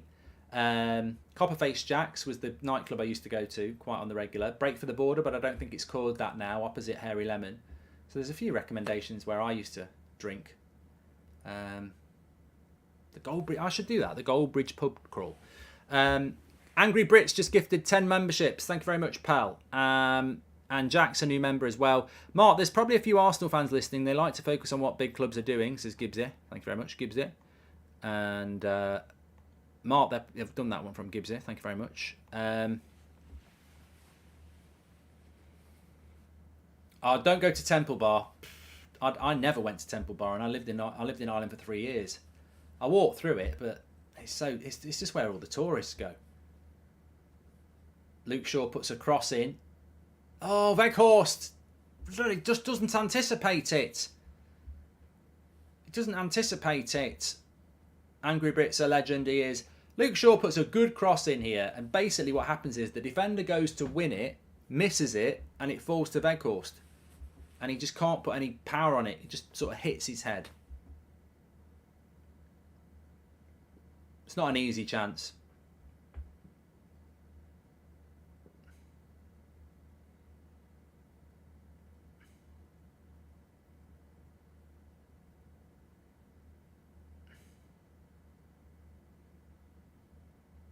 Oh, this referee's bloody rubbish. He's booking Casemiro for getting the ball. Thoughts on Basuna? Would love him as David's understudy Hunter.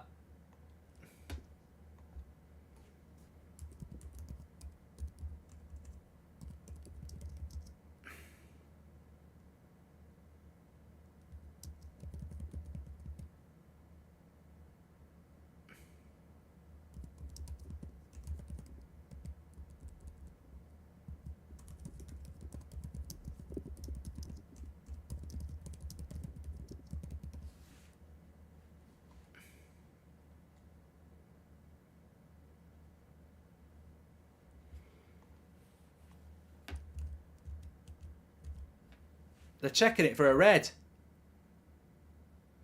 Oh, he's going to send him off. He's going to send him off. For fuck's sake, man. He gets the ball first. His foot goes over the ball. He's going to get a red for that. They're going to give a red.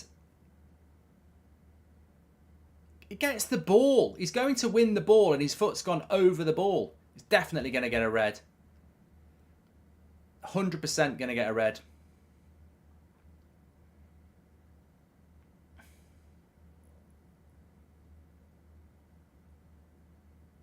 $100% going to get a red.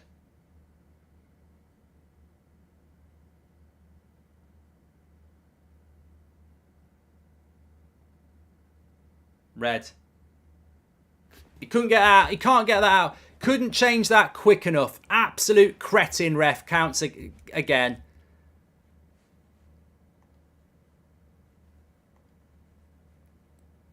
Couldn't change it quick enough. Absolute twat.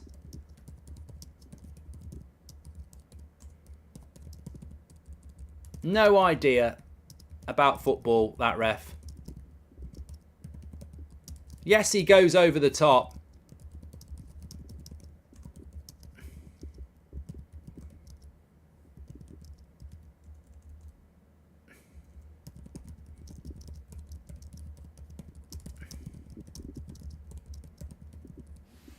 I'm not having that. Not having that. Sorry. I'm sorry. Look. I knew he was going to give a red card because basically what's happened is, where's my ball? You won't get this on Match of the Day because it's not even on. So basically, this is what's happened, right? Casemiro has gone to tackle the ball, right? And all his force is going on that side, yeah? And what happens when you put force on the ball? Rolls over the top. So basically, he's gone for the tackle, like that. And then his foot's gone over the top and he's caught the player. You're never going to appeal it because they'll say it was reckless. He's gone for the ball like that and he's gone over the top. It's just, if you haven't played the game, they'll just look at the, I mean, guaranteed looked at it. You know what, again, he's looked, again, slow-mo. He's looked at it in slow-mo as well, hasn't he? Again. Slow-mo fucking idiot again. Can I have a look at it in slow-mo again? Super slow-mo. Oh, look at the way he's lifted his foot over the ball to do it. It's a stupid... Look, it's a bad tackle. It is a bad tackle. I'd give a yellow card for it. But it's not a red card, in my opinion, because the impact of the tackle... Keep doing it there. The impact... If my hand's his foot, the impact of the ball is on the ball. He's getting the ball. You know, he stood to there, but he's getting the ball. And then unfortunately, momentum has took him over the top of the ball and caught the player. Ward-Prowse has just gone very, very close.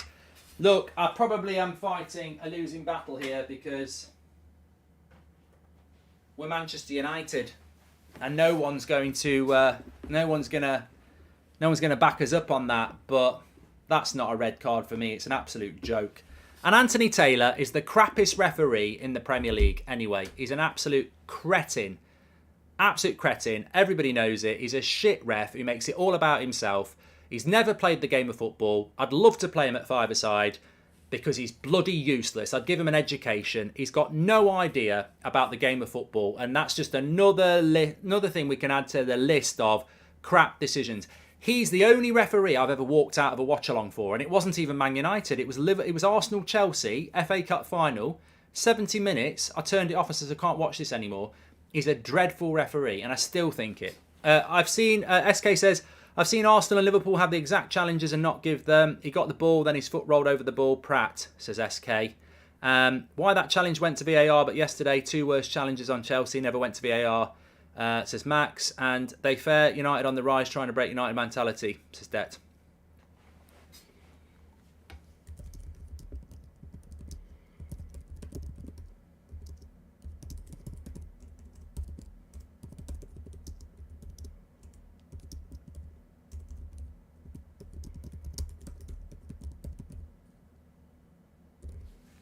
I'm going to put that on a tweet.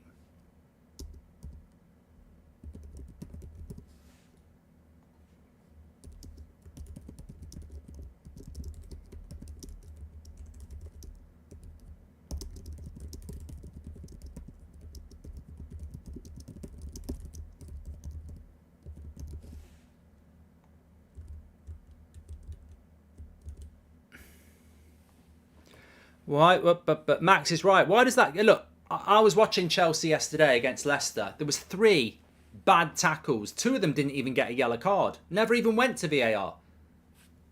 That goes to VAR. It gets the bloody ball first. Like, I shouldn't be going to VAR. They shouldn't be going to VAR. It gets the ball. I'm fed up of it. Like, they're trying to desensitise football. Like, I don't care if we've got Arsenal, Liverpool fans having a pop. I don't care if there's Man United fans going, well, technically it's a red card. I disagree. And I'm glad there's no match of the day tonight, because those sort of prats would be going, oh yeah, it's definitely a red, because they can't stand Man United. It's not a red card. He wins the ball. He goes over the top. And it's a yellow card for me. It's not a red card because there's no intent to do any damage. He's not reckless. He's not out of control. It's just simple physics. He makes the tackle. The football is round. It goes over the top. It catches the player. It's an accident. It's unfortunate. It's a yellow card. But if you watch Chelsea yesterday, you'll see Casemiro now misses the next 3 games. Another 3 games he'll miss. He's missed 6 games this season, and he probably should have missed none. He missed 3 games for, grabbing someone's collar, and now he's going to miss another 3 games for a tackle where his foot's gone over the ball of something that's over the top of something's round. I mean, Anthony Taylor and then VAR people, they've never done a physics class and they've never played a football game in their life, have they? It's a disgrace. He'll get 4 games, actually. And why are they looking at it in slow-mo? I'm fed up with this. I'm absolutely fed up with this. If there's one thing I really want to say, when is somebody going to start marching and doing protests about slow motion? Why is any VAR tackle that's reviewed for red card being showed in slow motion? What are we doing? We're not flies. Apparently flies, them buzzy things with wings, they see life in slow motion. Why are we looking at red card decisions in slow motion? It's the most idiotic, and I don't care whether you agree with me about Casemiro or not, you've got to agree with me about this. Why does every red card VAR tackle get reviewed in slow-mo?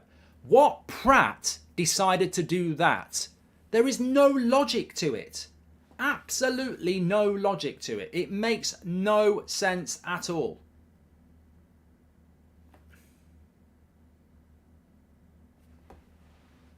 The Amati challenge should have been a red and charged for assault. No red, no VAR, but Casemiro gets VAR and red, says Sino. And Mark, if you're up for a header, win it and headbutt the player in front of through. They don't get red cards for that, says Darry.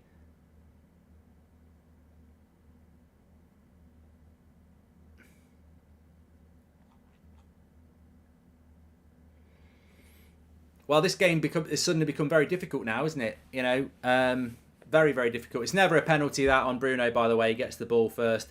Bruno's was worst against Bravo in midweek. It's a red today, maybe not tomorrow.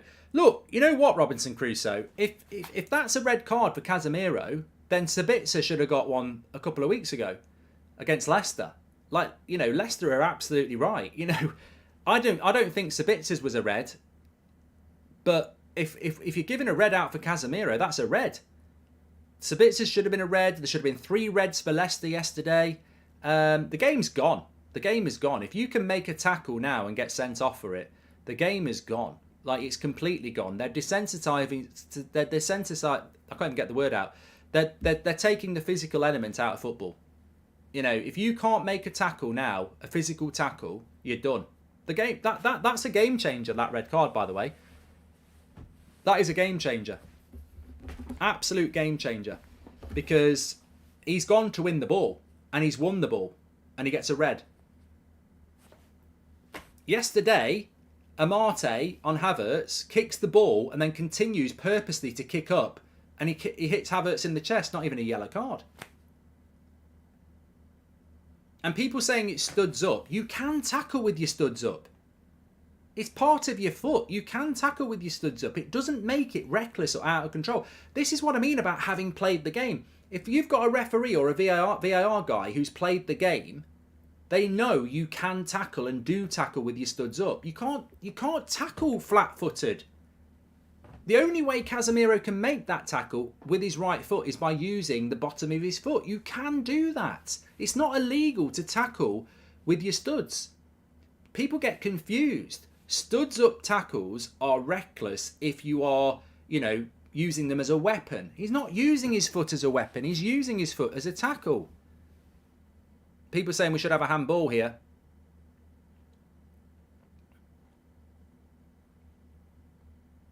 If that's a red, Amate kicking towards purposely in the chest is prison time, says Dusk. Wow, Man United should be getting a penalty here. If we don't get a penalty here, we're in all sorts of trouble. All sorts of trouble. The cross comes in. He's got his hand in the way of Weghorst. It's got to be a penalty.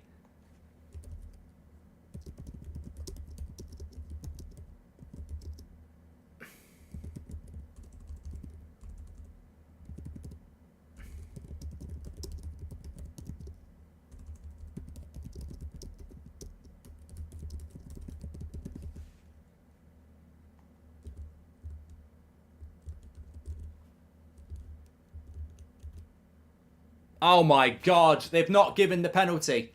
Oh my God. Well, McTominay's coming on now for Weghorst as well. This is a disgrace, man. An absolute joke. That is a handball. The cross from Rashford, it goes 20 metres. The only excuse for non-handball is when it's very close to them and they can't move their body. He's fell over. The ball's moved 20 metres and he's basically got his hands caught in the way. It's a bloody penalty. You can't say it's not a penalty. The ball's gone 20 metres. Anthony Taylor needs to be fired, says Jordan. Is the worst. I mean, that's a disgraceful decision. That's a bloody disgraceful decision. The ball's moved 20 metres. 20 metres the ball's gone. And the player slipped over and the ball's hit his arm. Absolute joke. Absolute disgrace. Tyler says, I said it last week, why does it feel like all the refs are against us? It's a joke, mate. It's never a red card on Casemiro, and that is a blatant handball. And you know what? They're so smug and crap at their jobs, they don't even want to right their wrongs. Like, they should know they've fucked up on Casemiro, and then they should be making sure that they give the right decision. That's a bloody joke. And unfortunately, people in the ground won't know because they don't get replays, but bloody hell, if they could see what you lot have seen, absolutely disgrace. We're down to 10 men and we should have a penalty. Mark, did Mariner not fix the last match Casemiro got red carded? Was he not the ref who gave the red after using slow motion? When are we not going to have that? The FA is mad, says Sumi. And honest to God, this is a joke. He's jealous of everyone with hair. We need to put in a complaint. And then, you know, Ten Hag needs to get Anthony Taylor over and go, look, I'm bold. I'm the manager and I'm bold. Start giving us some bloody decisions. Absolute joke, Alvin. You're right. Bournemouth conceded a penalty yesterday, which was not. And today for this, no penalty. VAR needs to VAR check to this. Says Darwin. I can't even get my words out. Reckless says it's the most clear handball and it affected play. Ever notice how VAR only show the ref the angle it looks the worst? Exactly, nerves, exactly. I thought that. So on the Casemiro thing, they're only showing it one angle, slow-mo. He didn't even want to look at it from another angle because he's a cretin. I cannot explain to you how many years I and many others, of many other fans, of many other clubs, have said Anthony Taylor is a crap referee. He is without... I don't even talk about Michael Oliver anymore. I used to think Michael Oliver was rubbish. I haven't spoken about him for years because Anthony Taylor absolutely dominates the conversation of I'm the shittest referee in the Premier League. He's absolutely ridiculous. He's an absolute joke. And Anthony Taylor's getting, you know, look at it. Pushing David De Gea. Knock him out. If I was David De Gea, oosh, stone cold stunner. Boom, down he goes. Have some of that. Bloody touch me. I never liked claiming the referees are biased, but it feels like they're going out of their way to ruin our weekend, says Sam. The officiating in this game almost screams match fixing, says B. Akoff. And this is the second time I've seen handballs not called because the player is falling. Why is the player falling? That's on them, says Kevin Miller Music. Thank you very much, mate.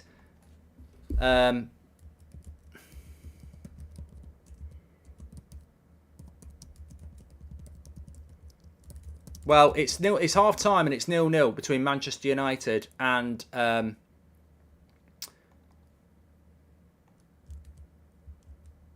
Southampton. But God, have we had some controversy. Let me take my earpiece here now. I don't want to be influenced by anybody else. But look, absolutely disgusting. Hi Mark, how is everyone seeing these games that aren't available above? Thank you very much. I can't get my mouse is bloody.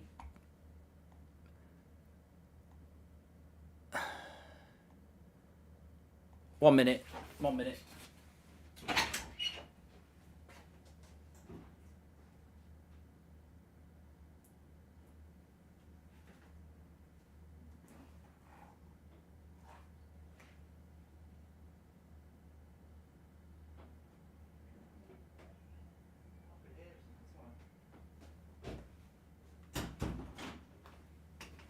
I'm back. Oh, I'd like to say I've just gone for a calm down. But, look, for me, let me just stop this first the harm. I mean, look, Man United 0, Southampton 0. In the grand scheme of things, we'll probably be all right. But I just cannot get over bad officiating. And unfortunately, we've got a weekend of it. Because Chelsea should have had 3 red cards yesterday. This is the big problem, right? You'll get Liverpool fans coming in because they're moody about Bournemouth. You'll get Arsenal fans coming in because they're beating Fulham, and they'll be going definite red card, definitely not a penalty. Like they're sat in the VAR room. Your opinion's no better than ours. Look, Casemiro is missing from our midfield with a red card. And it's 0-0 instead of 1-0 because we didn't get a penalty that we should have got. You could not ref that badly if you tried. IQ of a plant, says Daniel Lees. Premier League and EFL leagues refs don't respect us because we have a weak board that doesn't care, says Rui. Casemiro is going to be banned for 4 games, Mark. This is his second red. Pratt's all of them, says Ian. Mariner again, Mark. This is a shit show. Is Andre Mariner the VAR? Because I think Andre Mariner was the referee at Chelsea yesterday as well. I tell you what, he needs sacking. They sacked somebody last week or a couple of weeks ago. Get that confirmed to me. If I was in charge of the FA, I would hold these officials accountable for basically ruining the integrity of the game, says Stephen. Eric Ten Hag delivering on his promise to include talented youngster in the squad, says Ellie. And when is it time for referee review after the match, says Dalton. Clear bias against us, all referees, says competition. There, thank you very much. Well, if somebody can just confirm to me the situation... I'm pretty sure Andre Mariner was the referee for Chelsea yesterday. At this point, it looks as though everyone is paying referees except us, says Abanov. Look, if someone can confirm that, Andre Mariner is the VAR ref. He was the referee that sent Casemiro off for the collar thing, and I'm pretty sure he was the referee for Chelsea yesterday. Casemiro was a red. You can't show your studs nowadays, although Keane would have got a warning for that back in the day, says Charlie Max. How can this sort of refereeing be allowed to happen game after game? It's a scandal. Surely there's money involved, says Tom Grant. And I believe we can still win this game, says Say. And yeah, look. Got a bit of something stuck in my mouth. Look, at the end of the day, emotions aside, Mark, it's not a penalty. We have to put our big boy pants on, says Jack. Mate, I don't do emotion. I don't need to. I do that's football. I watch loads of football every weekend. This is not about red tinted glasses. You know, if anyone ever wants to clip me up about anything, clip me up about this. I watch a lot of football. I've played a lot of football. I haven't played at the highest level, but I've been tackled. I've put tackles in. I've had handballs. I've had handballs given against me. I've scored penalties. I've conceded penalties. You've all done this as well. We're not doing this most of us aren't doing this from a position of bias. We're doing this from a position of watching football. There is no consistency in the biggest league in the world. The VAR referee, Andre Mariner, I'm pretty sure he refereed the Chelsea game yesterday. If he did that, he should be sacked. Even if he didn't do that, there needs to be questions asked. There are 2 games today and yesterday that are completely in parallel, that completely undermined this Premier League. 3 tackles yesterday on Chelsea, all of them worse than Casemiro. All of them worse. None of them a red card. 2 of them didn't even get a yellow card. All 3 never got reviewed by VAR. Casemiro wins the ball, straight to VAR, straight red card. It's a joke. It's absolutely disgraceful. And I'm tired of it. I'm tired of people sweeping it under the carpet because it's Manchester United. I'm tired of people sweeping it under the carpet to protect incompetent referees who clearly don't play the game, have never played the game. They don't understand basic physics. They don't understand what a player can do. They don't understand how the game is meant to be played. They're watching things in slow motion when we live in real time. It's ridiculous, and it's undermining a sport that millions watch, that's got millions involved, and you are basically making that sport a lesser spectacle because we're basically spending too much time talking about prats and bad decisions. It's like watching the F1 and then somebody's completely missed the corner. And, you know, we spend half time talking about what a bad driver he is. What's he doing in F1? When we're actually wanting to watch excellence. And we're not. We're not. Andre Mariner was the referee for Chelsea's game yesterday. He didn't hand a red card out for any of the red card tackles. On VAR today against Man United, oh, it's a red card. You are a cretin, mate. You are an absolute cretin. How can you referee a game where there's 3 tackles worse than the one that you're doing VAR for and never review any of them? That is a disgrace. He needs to be gone. Howard Webb needs to have a look at Mariner this weekend and go, what the hell are you doing? You're reviewing something on VAR the day after you've not reviewed any 3 tackles that were worse. That's a disgrace. It's a disgrace. Whether you think Casemiro should get a red or not, the guy that's given him a red let 3 tackles worse go 24 hours before. Call it out. I'm right. I'm right. You know I'm right. You know I'm right. Whether you think it's not a penalty, whether you think it's a red for Casemiro or not, explain to me how the very same referee 24 hours ago let 3 tackles worse than Casemiro's go, and then he's there going, you might want to tuckle it. I mean, where's the bloody consistency? As football fans, where is the consistency? How can you have a referee who let 3 tackles worse go yesterday and then wakes... What did you do? Get a bit? Woke up this morning and you got a bit and you're feeling a bit up for it? What's changed in 24 hours? How can you change your mind on tackles in 24 hours? Did you see Amate's kicks the ball and decides to go 5 yards up and hit Havertz in the chest? Absolute joke. It's so bad. I'm tired of it. And I tell you what...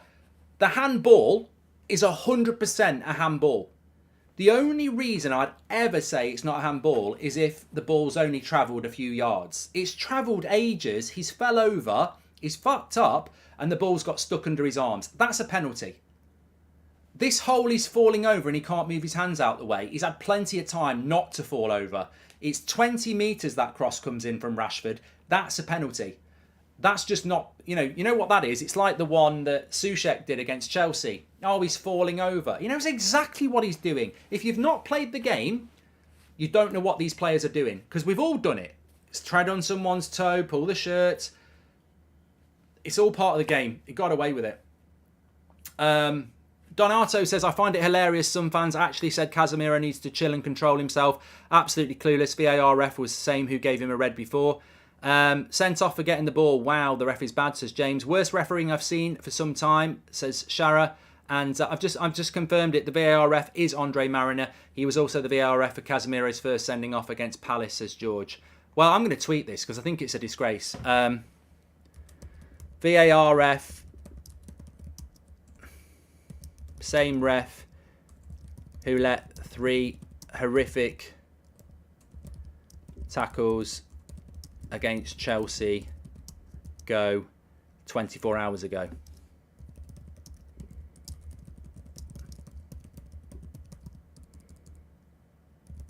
It's a disgrace. It's a disgrace. And you know what as well? I'm going to stand by what I said. I'm going to stand by what I said on this. I don't care if people think it was a red card on Casemiro. That's up to you. If you want football to go that way, that's up to you. If you're a United fan and you think it's a red card, that's up to you. It's all about opinion at the end of the day. But for me, we're going to see a really shit game of football in the next 10 years because if you can't tackle, you can't tackle. That's a tackle. His first intention is to get the ball. There is no part of that where Casemiro has thought, I'm going to foul the Southampton player. The ball is there to be won. I'll use my ball again, just in case people don't understand how football works. I've done these tackles before and I've had loads on me. You can, first thing first, you can get hurt playing football. It's a physical sport. You can break your leg, you can break your arm, you can twist your knee. You can get hurt playing football. It's a physical game. Ball here, yeah? Casemiro's foot, so you can see it. Where's my hand? Ball, Casemiro's foot, intention to win the ball. Uses the bottom part of his foot because he's using his studs to do it, which you can do. You can use your studs to tackle. Studs up. People get confused about studs up. You can use your studs to tackle. It's part of your foot. It doesn't make it reckless. Goes for the ball. Player's got his foot on the other side. Force coming in from both sides. Casemiro's foot goes over the top onto the player. There is no intention when he tackles the ball like that to hurt the Southampton player because the Southampton player is on the other side of the ball. It's pure physics and momentum that takes his foot over the top. They've sent him off because he's tackled with his studs and his studs has gone through and hurt someone. Tell me this. If someone goes to clear the ball in the second half and as it falls through, he kicks them, will he get sent off? No. They've done it because he's tackled with his studs. I actually think I'm probably in the minority here. I think a lot of people will say you can't tackle like that, you can't tackle like that. Well, welcome to having a shit game of football because I tell you what, that's not the game I learnt. That's not the game I enjoyed watching. Is the Southampton player injured? Is he? Fuck. He's been caught and he's gone moaning on the ground because he knows what's probably going to happen. That's not a red card for me. I know I'll be in the minority, but I'll still stick by it because that's my opinion. He's got no intention of fouling the Southampton player. It's all about making sure he wins the ball, making sure he wins it. And, we've been done again. If Casemiro is a red, then how is it not handball? Both not in control. Absolute bullshit, says Jaj. This is more of a handball than that Uruguayan defender playing goalie in the 2010 World Cup, says Anthony. And this is the same VAR ref that sent Casemiro off both games now, says Connor. You're absolutely right, Mark, to see it. You know what? Look, please do subscribe to the channel, by the way, and make sure you smash a like. I'm not bothered if you think it's a red card or not. I mean, we can do a poll. I'll do a poll for you, and I expect to lose. I'm not massively bothered about that, but red card or not, let's do a poll. It's always about opinion. I don't care if I win it or not. You vote for what you want. But what I will say is, that is the same referee this is my big problem. Whether it's a red card or not, what you can't argue with, nobody can. No Man United fan, no Liverpool fan, no Southampton fan can argue with me on this. That is the same referee who has sent off Casemiro and said, you might want to have a look at this to Anthony Taylor. Andre Mariner has said, you might want to have a look at this to Anthony Taylor. 24 hours ago, he's refereeing Chelsea against Leicester. 3 horrific tackles. 2 of them, not even a yellow card. 1 of them gets a yellow card. How can the same referee say you might want to have a look at this for a red card when he's just refereed a game 3 tackles worse than that? Nah, play on. How can you change your mind in 24 hours? Chelsea fans know what I'm on about if you watch the game. You can't do that. You can't do that. So even if you think that is a red on Casemiro, tell me why that referee is deciding it's a red today, but it's not yesterday 3 times. That's the issue. It's not whether it's a red or not. Let's bring all 4 tackles in and decide what's a red. Ultimately, I think they all are. If that's a red from Casemiro today, there should have been 3 yesterday from the same bloody referee. It's shocking. Liverpool gets a silly penalty yesterday and we are robbed, says Joel. I want the Refereeing Association to post a video of what is handball because I have no idea what handball is anymore, says Akil. And Mark, I get what you're saying, but the follow-through studs up is what's penalised. However, it's 100% a penalty, says Av. Look, I don't care whether you think... I really don't care if you think it's a penalty or not. That's not my point. My point is, I don't think it is a penalty. I don't think it is a red card. I really, really don't. But what I can't understand is how the same referee didn't give red cards yesterday.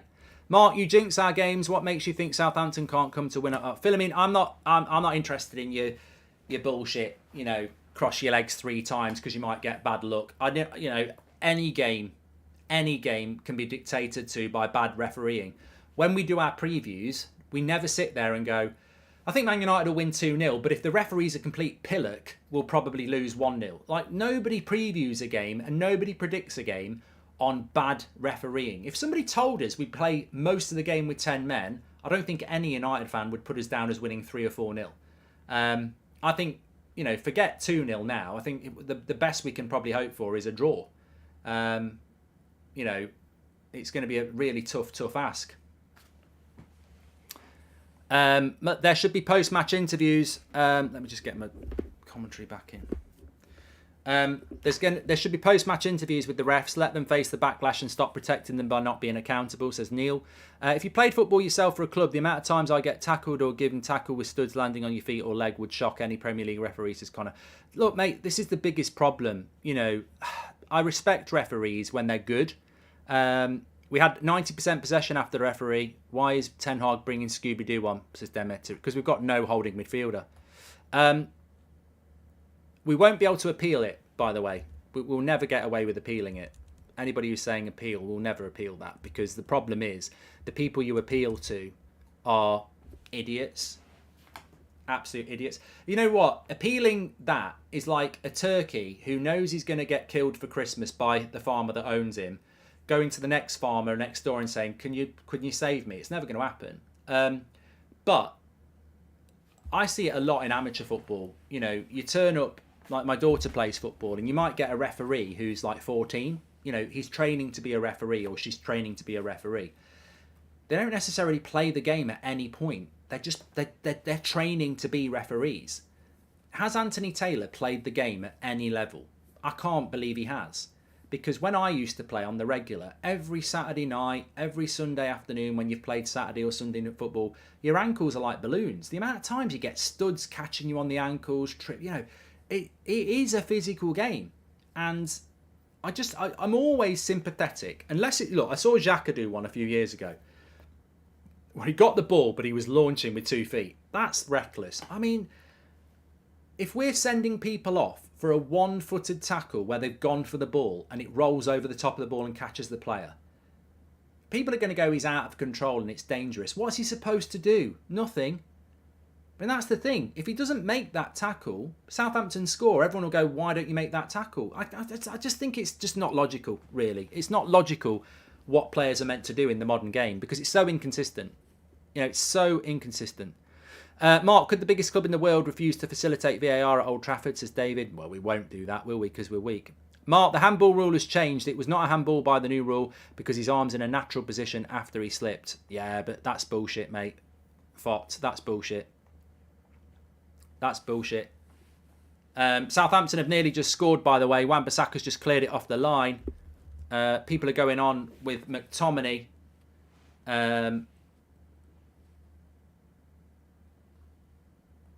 We got to focus on the game now.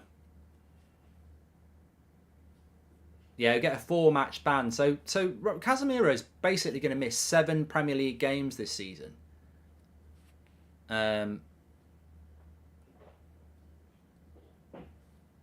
Fulham next week. Fucking hell. That's going to be a tough game next week, Fulham, with no Casemiro.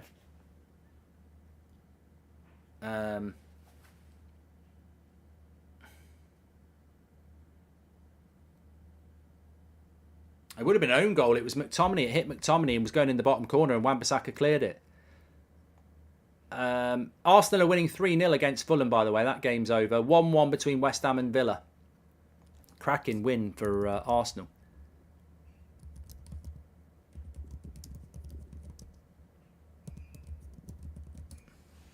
I'm just going to tell you the games that Casemiro is going to miss.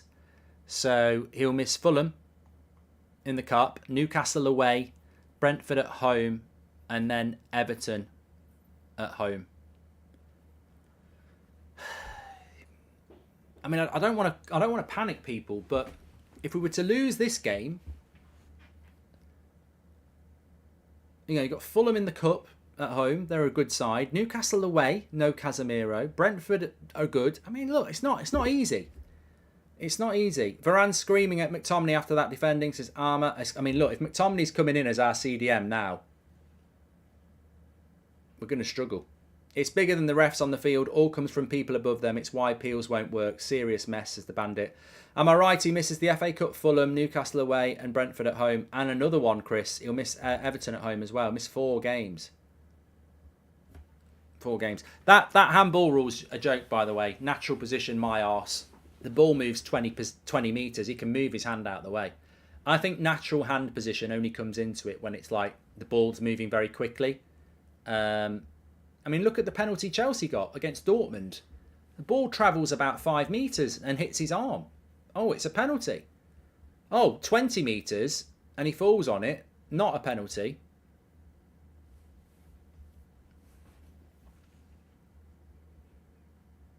I'm so confused. What's a red card challenge? What's a handball? You see one thing in the Champions League and another in the Prem. It's got to be cleared up, says Southampton. Mate, if you've got chance, go and watch Chelsea against Leicester yesterday and have a look at the tackles that weren't red cards and then tell me that Casemiro's a red card. It's a farce. I think a lot of people probably didn't watch Chelsea-Leicester yesterday and they're going, well, for me, it's a bad tackle by Casemiro, so it's a red. But when the same referee that's sending off Casemiro referees Chelsea-Leicester and doesn't give red cards for 3 tackles, you'll see what I mean. If Casemiro's tackle was anybody with English passport, it's not even getting reviewed, says Eden. And he's going to give a foul again. Oh, I mean, this ref's doing everything he can. Everything he can to get Ward-Prowse to score a free kick.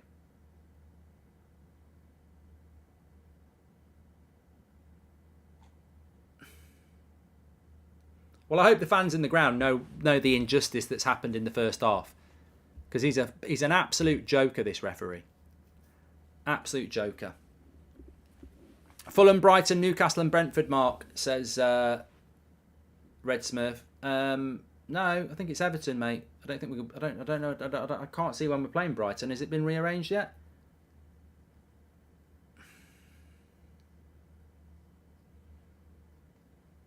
I always hear this narrative that McTominay stabilises things, but if you watch him time and time again, he's a terrible defender. He just ball chases like a dog. Well, it won't be. I guarantee. I'll tell you what now. If you find, I don't know whether people do these in-play bets. Get your money on a yellow card for Scott McTominay. It's absolutely inevitable. It's as inevitable as 5 o'clock will follow 4 o'clock. It's James. Thanks very much for your super chat. Thanks for joining the members club.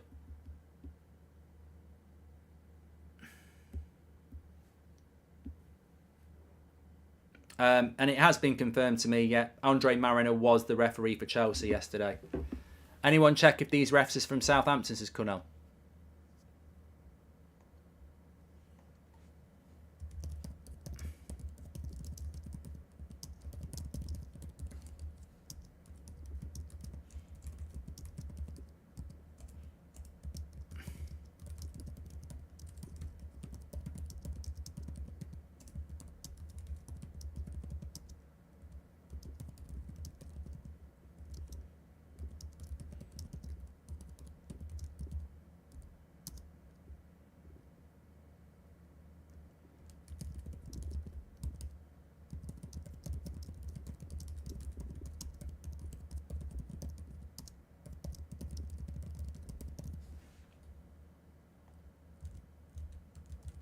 Well, my latest tweet just sort of ends it because people can argue and say cry more.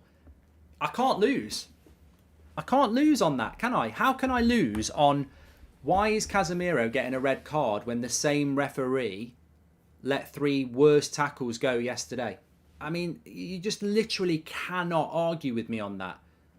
You can try and wind me up. You can try and be biased. You can try and say it was a red card by Casemiro. But what you can't argue with is what fans are always talking about. Where's the consistency in football? Well, it does need investigating. You're absolutely right, Jack. That's exactly what I'm saying. It needs investigating. It's bad enough when one referee says one tackle's a red and then another one says it's not. But when you've got the same referee 24 hours ago letting 3 worse tackles go, then 24 hours later he's saying it's a red. I mean, that's just disgusting. It's disgusting. And it needs calling out. These players put themselves in a lot of bad situations because they pass and receive the ball neatly, says Salim. Will be a red on Martinez before the end, says Ronnie. Football Old Boy says it's likely that Mariner got a talking to after the Chelsea game. Well, that's a bloody disgrace if he did. Because it's a game weekend, isn't it? That's like having a transfer halfway through a game week in football fantasy Premier League. You know, you've got to be, he can't do that halfway through a game week. Talk to him on Monday. Don't talk to him on Saturday night and say, tomorrow, if that happens, give a red. Because that's completely unfair on Chelsea and Manchester United that we get games officiated differently. You know, wait till after the game week and then have a word with him. It's bullshit, however you look at it. The reason is he called it today is because he was shown to be wrong on decisions against Chelsea. The FA will never admit errors in public, says the USA. And how many times this season have we been done over by referees? Feels like everyone is against us, says Sam. What pisses me off is that, you know, if Casemiro had been playing for Leicester yesterday, he wouldn't have even got a yellow. Ref would have said play on. And now we're going to miss Casemiro for 7 games and we never should have lost him for 1. Matt says, I can't believe how these referees get paid. You'll be fine without Casemiro. Trust Scooby-Doo, says Nelly. Well, you know what? This is what I mean. People say, oh, we miss match of the day. We miss match of the day. We miss this. Oh, we miss Monday Night Football. They won't talk about stuff like this. They're all on the bloody payroll. Bias. Oh, Casemiro's not got a British passport. Oh, we don't want that in the Prem. If Harry Kane does it, oh, it's fine. Play on. You know, it's just this bias and sweeping under the cover nonsense coverage of football that pisses me off. And I think it pisses everybody else off as well. Constantine says, at least we don't pay the referees off like Barca. Gareth Watson says, Anthony Taylor is the ref, Mark. No, you're not listening, You're not listening, Gareth. VAR referee today is Andre Mariner. He was on the pitch yesterday as the referee for the Chelsea game. So he has said to Anthony Taylor gave a yellow card to Casemiro. In his ear, Mariner has gone, you might want to look at this, I think it's a red. So Andre Mariner saw the 3 Chelsea tackles, the 3 horrific tackles on Chelsea yesterday and said, no yellow card. Today, he's got in the ear of Anthony Taylor and said, you might want to look at that for a red. That's my point. It's total and utter incompetence and inconsistency. Human element needs to be taken out of VAR. Set policies, says Sanil.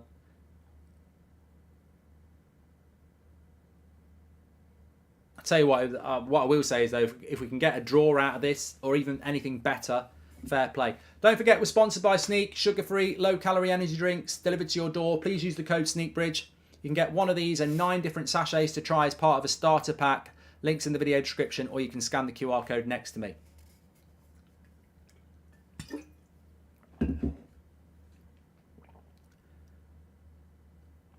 Alex says, what's happened is he's seen he's messed up yesterday, so today he's tried to make a point to make up for his errors.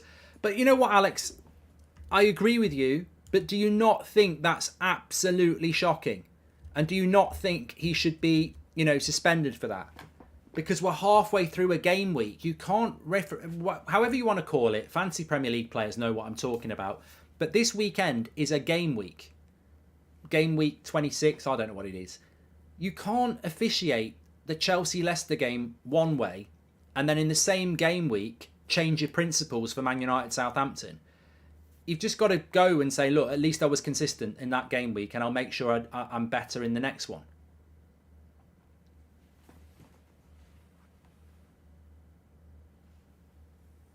It's not right.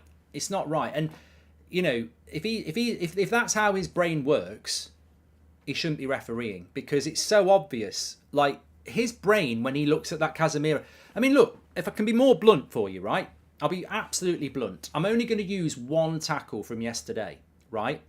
Pereira's tackle on João Felix in the first minute is horrific. Catches him on the ankle. João Felix goes down for ages, right? Mariner is the ref. Doesn't even give a yellow card, okay? Actually, that's bad. We'll use the Amate one. Amate kicks the ball at this level and then continues to lift his foot and his studs and hits Havertz at this level. Right? Very similar to what Casemiro's done, but actually a lot higher. Mariner, I don't think he even booked him. I don't think he booked him for it. Right? 24 hours later, Anthony Taylor gives a yellow card to Casemiro, and Mariner, who's let a tackle worse than that yesterday go completely, says to Taylor, you need to look at that for a red card. I mean, how can that be right? He's on the pitch yesterday saying not even a yellow, and then he's in the VAR saying, I know you've given a yellow, you might want to give a red. He's jumped 2 steps. Yesterday he's not even giving yellows for it. Today he's saying yellows aren't enough. You've got to think of it like that. There's 2 stages in a tackle. There's no yellow card. There's 3 actually. There's no yellow card. Sorry, there's no foul. There's yellow card and there's red card. Yesterday, I don't think he even gave a foul. But if he gave a foul, fair play. Didn't give a yellow. And now he's going from yellow to red. It's just disgusting. It's disgusting officiating. I think tackles like this shouldn't go to VAR in the first place unless it's potential penalty, says Matthew. If offsides are decided by millimetres, then fouls should be decided by who got the ball first, says the GJ. If any of us do our jobs like this, we get fired. Why aren't they, says Xander. With the scrutiny of VAR and the officiating in general, how has the FA not come out and clarified the rules and help us understand as it's their job, says Alex. The problem is not VAR. The problem is not VAR. VAR, the technology of VAR, the ability to, analyse and look at different angles. The problem is not VAR. The problem is not VAR. The problem is the people running VAR. The gun is not the problem. It's the person firing the gun. And VAR is not the problem. It's the person in charge of it. So I think that, again, why they're looking at it in slow motion, I don't know. Look, we've got to get on with it. But the hardest thing to deal with is having the same referee that let 3 horrible tackles go yesterday with no red cards, and then today he's going, yeah, it is. Bryce says, if it requires slow motion replays to overturn a yellow and change to red, that's not a clear and obvious error on the original call, says Bryce. And Casemiro has showed his inexperience, a good investment for the future, I think, but he's too experienced with the red card. Should start McTominay, says Alex. Yeah, you're going to get absolutely bullied in the chat. Mark, we need to more like rugby where they encourage ex-players to be refs, says Pete the Meat. And why does he have to correct his mistake when it's a Man United game, says Glazers out. Oh, Luke Shaw nearly got in there. Thanks everyone who's tuning in, by the way. Make sure you subscribe, bottom right-hand corner. It's going to be very interesting match reaction, isn't it? Because, I mean, overall, it's been a tough afternoon for Man United anyway, hasn't it? We're only 200 subscribers away from 620,000, by the way, so please do subscribe, bottom right-hand corner. Are you talking this much about the red card and the non-penalty because you can't actually see the games? Says Bradley. And markets corruption. The referees manipulate the way the games go for the benefit of betting companies. They then profit off the unexpected results, says Reese. I don't know about that. Southampton are through 1-on-1 here. David De Gea makes the save. It's going to be man of the match, David De Gea.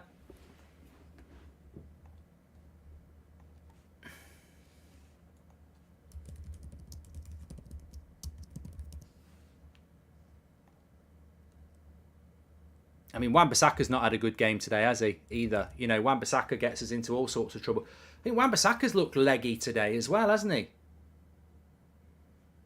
Our chance to show some fight and stick it to them, says Channel E. Yeah, Wan-Bissaka's been uncharacteristically off today. I don't know why. Move on, says Lee G. Well, yeah, I just don't want us to lose. It's obviously Barcelona paying the ref. They are still salty about Casemiro, says Mercury. You know, the thing is as well, the other thing to consider is that Casemiro gets a 4-match ban, but really it's a 5-match ban because he got sent off well in the first half. So we lose him for all of this game and 4 more after it.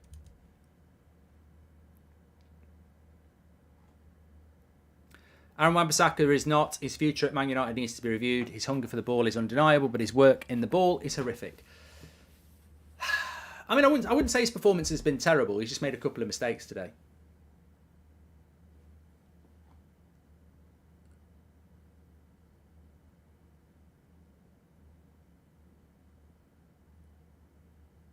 Can still see us getting a win here, says Thomas. I mean, tactically, I've got to express surprise that he took Weghorst off.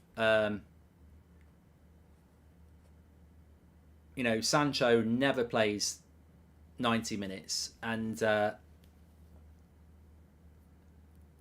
I suppose you take Weghorst off and use Rashford's pace, don't you? It's a great opportunity for Southampton, though. I mean, you know, say what you like about United and the refereeing, you're playing against 10 men for a very long time. At this level, they'll be, you know, whether it's Old Trafford or not, at this level, they'll be expecting to win this game. 1-0 would feel so good after this today, says Mike.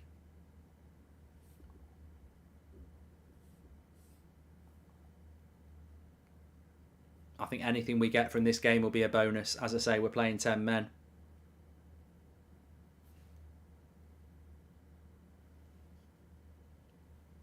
Man of the match for Southampton, if they win this, is definitely going to be Anthony Taylor. Mariners acting like he actually played the game, says Azad.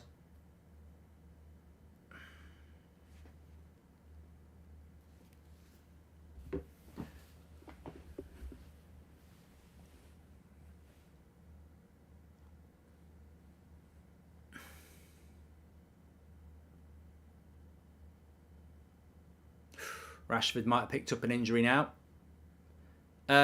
Bruno as captain, he's also having a bad game. So many bad passes. Needs to calm down and lead the team, says John. No, he's all right, Rashford. I think he's all right.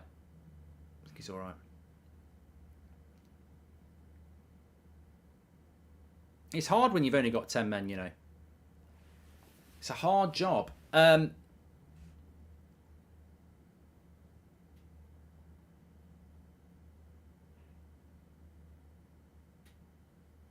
Oh, Bruno's just hit the post. Hit the post. Keeper tipped it onto the post. Oh, you need them to go in. We've been really unlucky today, you know. Really unlucky. Both keepers have had good games. Subbing Garnacho and Palestri injection pace into the sides, as Brian. I don't know whether he wants to throw in youngsters into a game like this. I don't know. Bournemouth supporter here. Please get the win, United, says Darth. Well, this is the thing. I mean, you know, there's a lot of relegation teams who will be on our side about the referee as well, because they're, you know, I mean, you look at the league table. Southampton are bottom. They do not want Southampton being gifted 3 points by poor officiating. I mean, even if you think it's a red, which for me it's not, still a bloody penalty. We scored the penalty, and Southampton have got to score 2. it's almost on a plate for Southampton to get the 1-0 win here, isn't it? And then if you're down there and you're West Ham or you're Bournemouth or you're Everton, you're fuming. I think Casemiro red card due to lack of confidence in his centre-backs. Martinez too small, Varane just poor. What are you talking? Alex, I'm not reading you again. You're an absolute prat. It's not corruption. How do you explain this, says Reese. And Sancho never looks like he wants to fight. Takes on players with 50% effort and presses with 10%. Plays like a youth player who isn't ready, says Noah.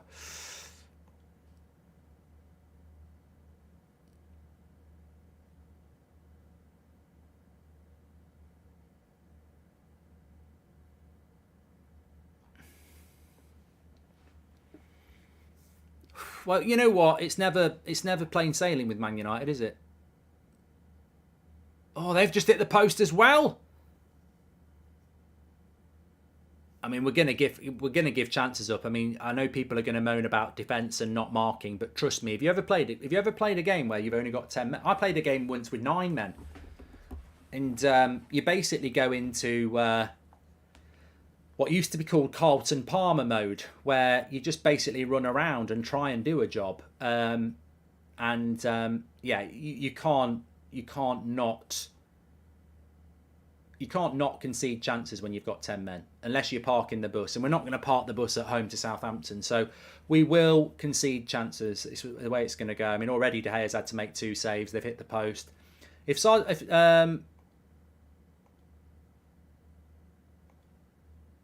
Rashford's in the graveyard shift. Well, he can't just be in the graveyard shift. He's got to work hard. But I suppose one positive for me is Varane and Martinez. The fact that, you know, when you are playing with 10 men, everyone's got to be able to defend one-on-one. Sancho's not been at it today, has he, at all?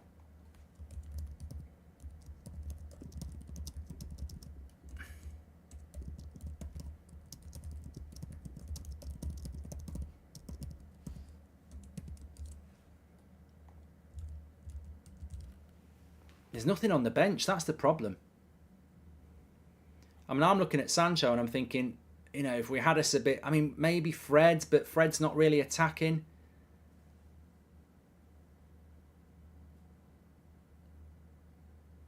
I mean, we're basically playing a 4-4-1, aren't we now? You know, you've got Bruno and McTominay as a 2. Sancho's on the left. Anthony's on the right. And Rashford's through the middle.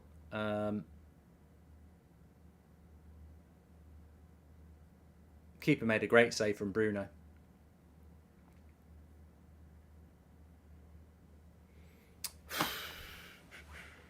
Still managed to keep possession at 50-50. They've had way more shots than us, though, look. 13-8. What minute did Casemiro get sent off on? Was it like 30 or something? Apparently Palestri and Garnacho are going to come on. Well, fair play. Fair play to Ten Hag. Chucking the kids on for 20 minutes. Why not? Oh, don't you just love that as well? I mean, they are youth. They are young, aren't they? 34 minutes he got sent off on. Why not? Why not? Wan-Bissaka's out of position again here. Come on. Shouldn't Andre Mariner be given an equivalent red himself after yesterday? Yes, he should. Omka. He's disgusting.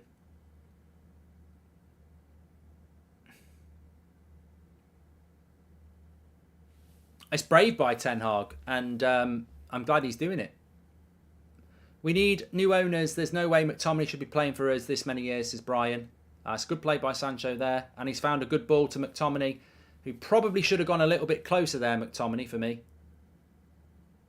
And then Anthony just wants to get the shot off. We're out of position now. See, we're getting caught on the break a lot. Over the bar.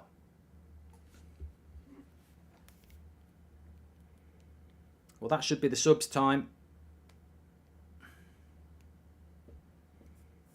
Jordan, thanks for the super chat. I presume it'll be Sancho's coming off. I think that was inevitable.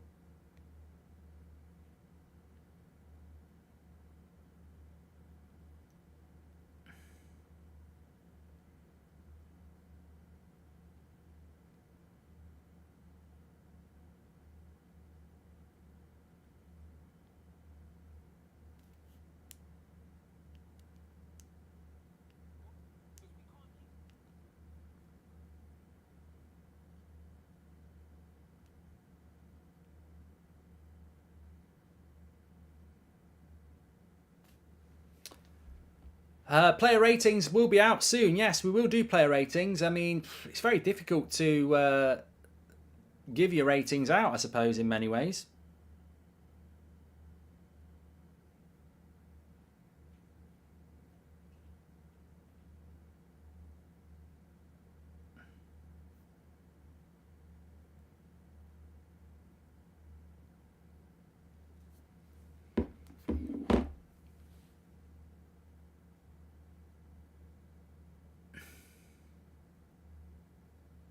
People are talking about a penalty.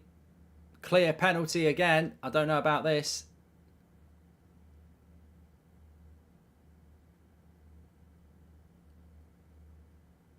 Rashford's gone down. Well, I don't think he's going to give it. He's giving a goal kick.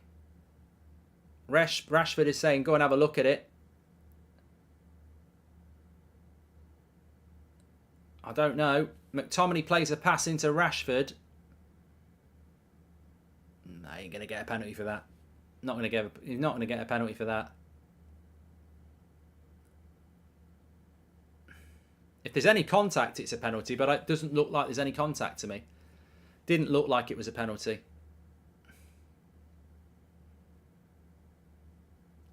Why don't referees get interviewed like players and managers after the game? Would be interesting to hear their explanations as best goal. Because they're arrogant, basically. They're above the law. You know, they moan about getting, criticised, but there's no accountability.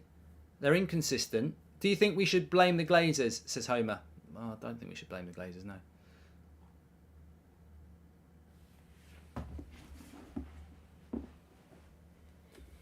Andre Mariner refereed Chelsea yesterday and let 3 worse tackles than Casemiro go. Today, he sat as the VAR referee in Anthony Taylor's ear, who's given a yellow to Casemiro and gone, yeah, that's a red. I mean, explain the logic to me. That's my big issue. Same referee 24 hours ago lets 3 worse tackles go, doesn't even book them. And then 24 hours later, Anthony Taylor books Casemiro and he goes, no, I think it's a red card. Do you know what a flip-flop that is? That's literally like, it's Christmas Eve and you say to somebody, what do you want for Christmas? Oh, I really want a Ferrari. And then you buy them a Ferrari the next day and they go, I can't drive, I hate driving, it's horrible to trees, get out of my house. Like, it's ridiculous. Complete change of situation. In fact, it's worse than that. If you're down the pub tonight with your mates and you say to Andre, what do you want to drink? I'll have a pint of Peroni, please. You go and get him a pint of Peroni. 2 minutes later, you put it on. What the hell is that? What's that? I don't drink alcohol. I mean, it's literally like the change of opinion is that quick. There's no logic for anybody. You're like, we're living in an Andre Mariner's world. But unfortunately, this ain't a pint of Peroni. This is millions and millions and millions of people worldwide having their football experience destroyed by a referee who ain't got a bloody clue what he's on about. Cavani, Ronaldo, Green, Martial, not one replaced. Sebastian Bodri, thank you. Oh, don't give me he's doing his job to the best of his ability. What part in his head, when he watches that Casemiro thing and he knows that Anthony Taylor's given him a yellow card, what part of his head goes, Anthony, have a look at it, it's a red? What part of his head doesn't go, yesterday I made 3 stupid errors. I don't really want to expose myself for that again. About 10 minutes to go. Addy says there was a contact on Rashford. It should have been a penalty.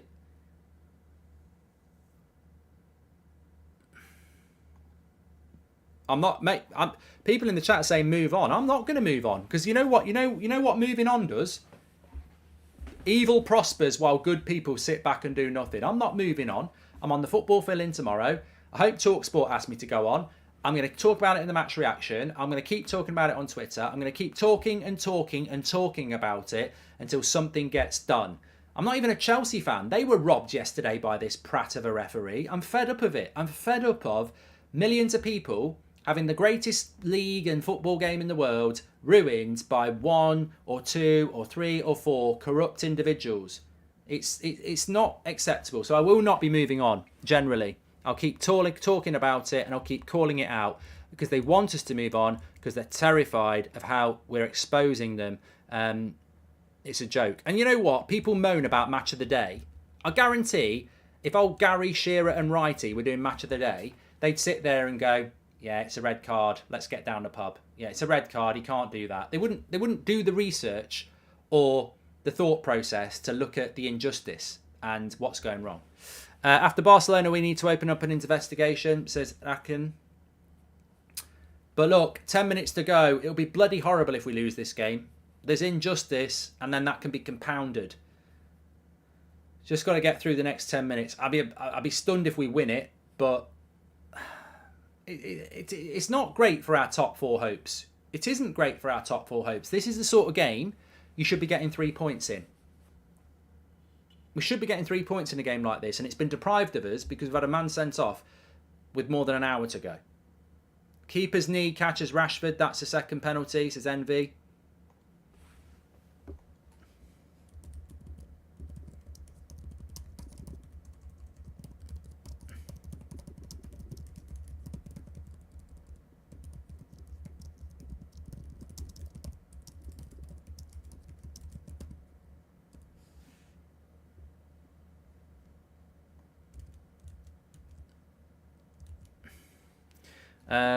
Garnacho's just gone down here.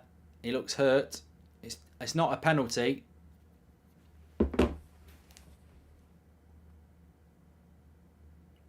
But then again, you know, Walker-Peters wins the ball and follows through and hurts the player. Casemiro wins the ball and follows through and hurts the player.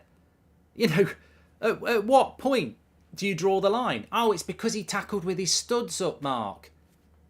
This is what I mean. You can't have consistency. You either tackle somebody or you don't. I think that's a good tackle by Walker-Peters. I thought it was a good tackle by Casemiro. Garnacho ends up more injured than the other guy. Oh, but his studs are up. But hold on a minute. Garnacho's ended up more injured. So what's the more reckless tackle? See, if you don't play the game and you don't understand the world of football, well, his studs are up, so it's a worse tackle. Who got the worst injury? Garnacho. He's wrapped his leg around him. The game's... The logic to the game's gone. Because people will go, well, that's not a foul, Mark. Well, I don't think Casemiro's was either. And he's ended up injured worse. It's not as simple as your studs up make it more reckless. Because Garnacho might now be injured for a while because that last-ditch tackle has wrapped around his leg. Yeah, but his studs weren't up. Yeah, but he's injured worse.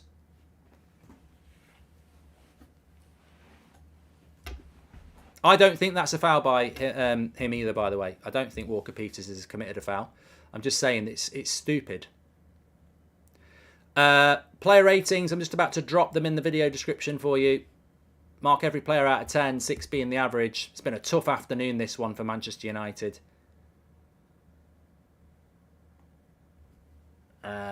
Fred's coming on.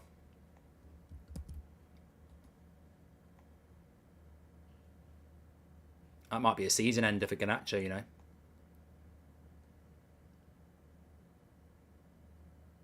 No, I think he is up on his feet, which is good.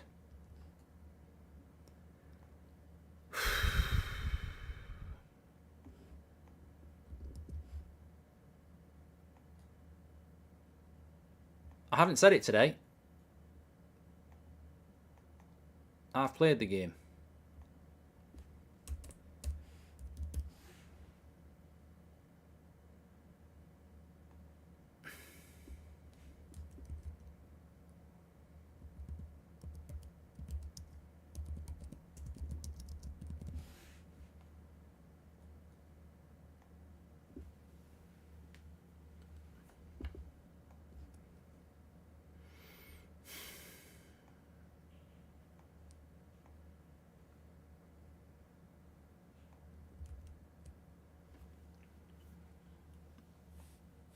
Instead of moaning about a red, why don't you say something about your captain's abysmal performance? Blah, blah, blah. Jog on, flying bus driver. Comma, thank you very much for being a super chat. And 68% of you said it wasn't a red card, by the way. That's a lot more than I thought, to be fair.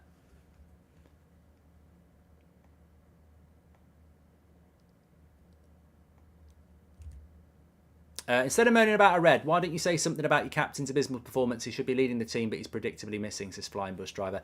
Tell me you vote. Tell me you voted Brexit without telling me you didn't vote Brexit. Tell me you don't want Qatar without telling me you don't want Qatar. And tell me you don't like Man United fans who aren't from Manchester without telling me you don't support Man United fans who aren't from Manchester.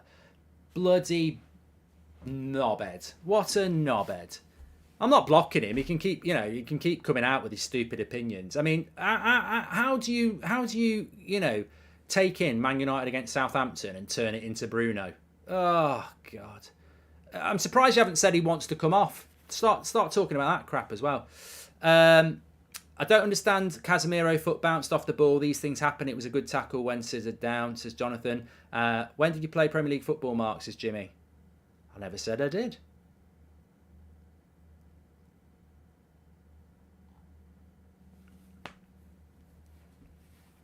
Apparently it's all Bruno's fault. Hashtag justice for Mariner. It's all Bruno's fault.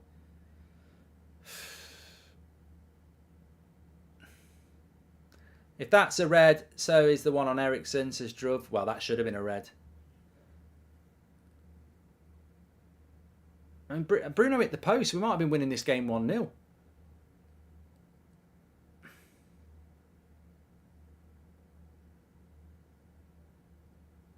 A lovely play by Palestri.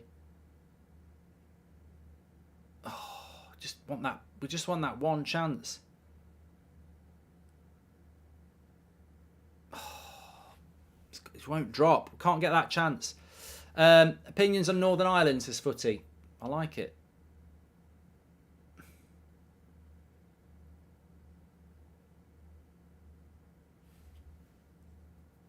What we got? About 5 minutes to go.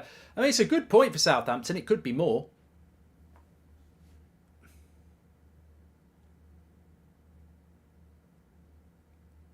Yeah, player ratings, links in the video description. Mark every player out of 10. 6 being the average. Man of the match, obviously, is for you to vote as well.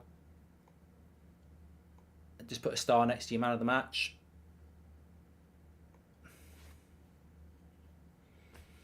Still 3-0 for Arsenal. What a very, very good result for Arsenal, by the way. I'm glad for them. I don't want Man City to win the league. But, I mean, look, I don't know how many Bournemouth, Everton, West Ham, Leicester, Forest, Leeds fans are watching this stream. But apologies should need to go to you from Andre Mariner because he's done you in here as well. I don't think Southampton get a point here if the referee does the right job. But, they've had a point because of the ref here. We'd have won this game without. I blame Bruno because he's not British, says Hayden. And good chunk of injury time as well, says Kenneth. How has VAR made the game more inconsistent and more controversial? Wasn't it supposed to be the opposite, says Pete. Mate, it's just idiots, isn't it? It's like having the quickest car in the world and putting your gran behind the wheel. It won't be the quickest car in the world. It'll get beaten by a go-kart. Bruno Fernandes' attitude is spreading in this team. It's just, oh, Ben, what are we talking about? I don't know what attitude you're talking about. I really think you need to just leave our chat and go for a walk. Clear your head. I'm going down to the pub after this. What would you do? Lock it down or go for the win, says Griffin. I think we're trying to win, Griffin. I think we are trying to win. It's very difficult. I credit Ten Hag for doing it. I think if you were locking it down, you wouldn't bring Palestri and Garnacho on. I think he's trying to win it, but it's very difficult. I mean, Southampton are going to get chances.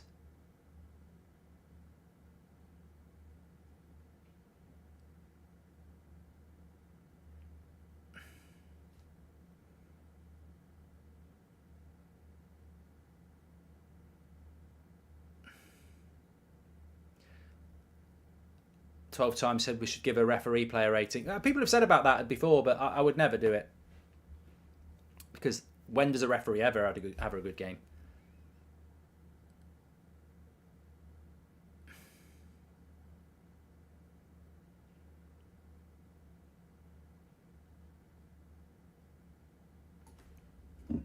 We have some cherry bomb,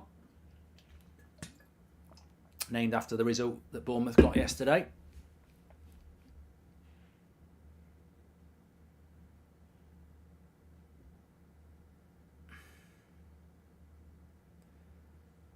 I would love it if we can win it, but I think Anthony Taylor made that very, very difficult for us the minute he sent Casemiro and he didn't give us a penalty.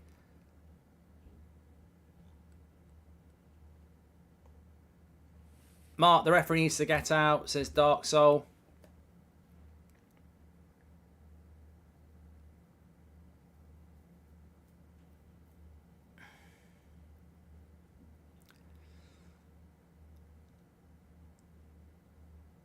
Maguire's coming on for night. Well, we're going to shut up shop then, aren't we? There's your answer to your question. If Harry Maguire's coming on, we'll be shutting up shop. We're going to a back five. I like Alex Reed, thank you very much. Unless he's going to chuck him up front. Southampton's probably rate this guy, says 12 times. Fred's coming on as well. Oh, Martinez is coming off for Maguire, so maybe we're just going for a bit of height at the back.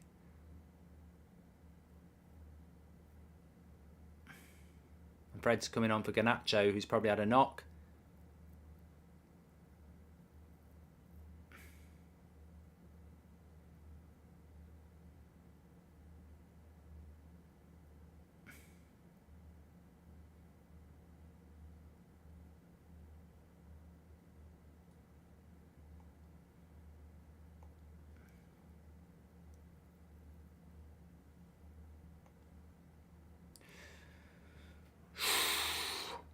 Well, we're going to have, whatever happens here in the next few minutes, we're going to have some very interesting games coming up over the next few weeks, because with no Casemiro in our midfield, we're not the same team. So Fulham next week in the Cup.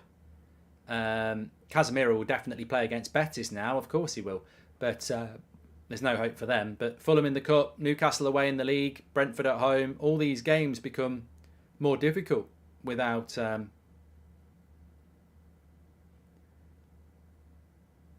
without Casemiro. I think Garnacho came off because he seemed to be carrying an injury. He's gone straight down the tunnel, took his boot off.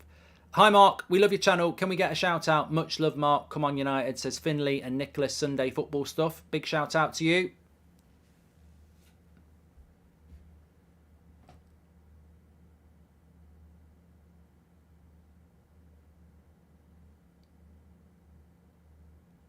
Well, you know, we've probably been deprived of 4 points at home now. I think we'd have beat Palace, wouldn't we? If Casemiro hadn't been sent off. So that's 2 points dropped. I think we'd have won today if we'd have had 11 players on the pitch or got the penalty. Mark, who's your man of the match, Mark? I think it's got to be Varane or De Gea for me. You know, De Gea's made 2 fantastic saves. Varane's been flawless at the back as well. You know, I think other than that, it's been pretty average. I mean, look, you know, red card, penalty, whatever. You can't say that.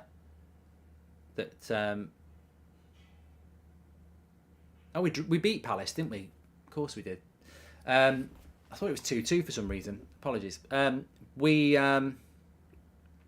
Yeah, there's not been a lot of performances that have been, you know, better than average today. But why did Casemiro receive the red card? Because Andre Mariner's a prat, basically. But we can do your play ratings. We'll do that on the match reaction. This is a controversial match, says Dark Soul. We're nearly at full time here. And it's Southampton on the attack anyway.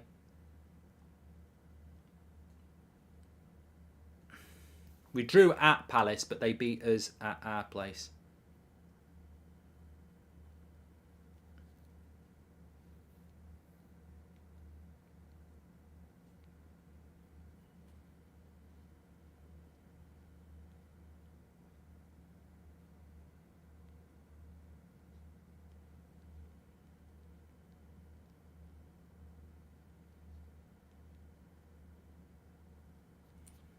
Well, there's definitely going to be a lot to talk about in the match reaction.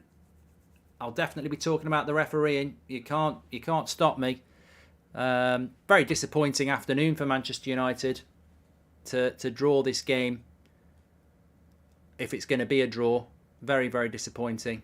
I'm just fed up with it. I'm fed up with the inconsistencies, and we can all play the banter game. Of course we can. I mean, we got beat 7-0 last week. We can all play the banter game, but what I can actually play is what game I can play is the facts game. You know, the facts are the inconsistency is a disgrace, and you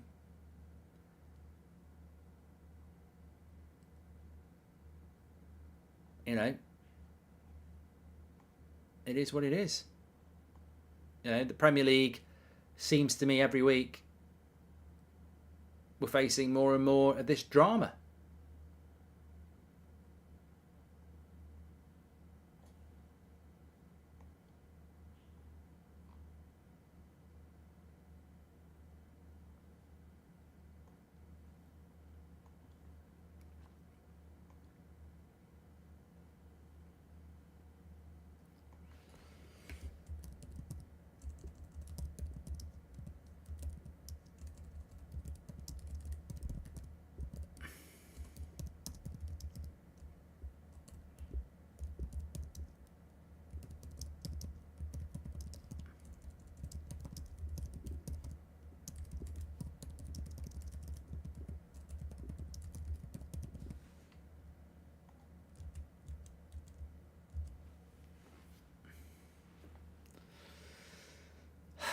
I think that's going to be about it, isn't it? Welcome to the Members Club, Jessica.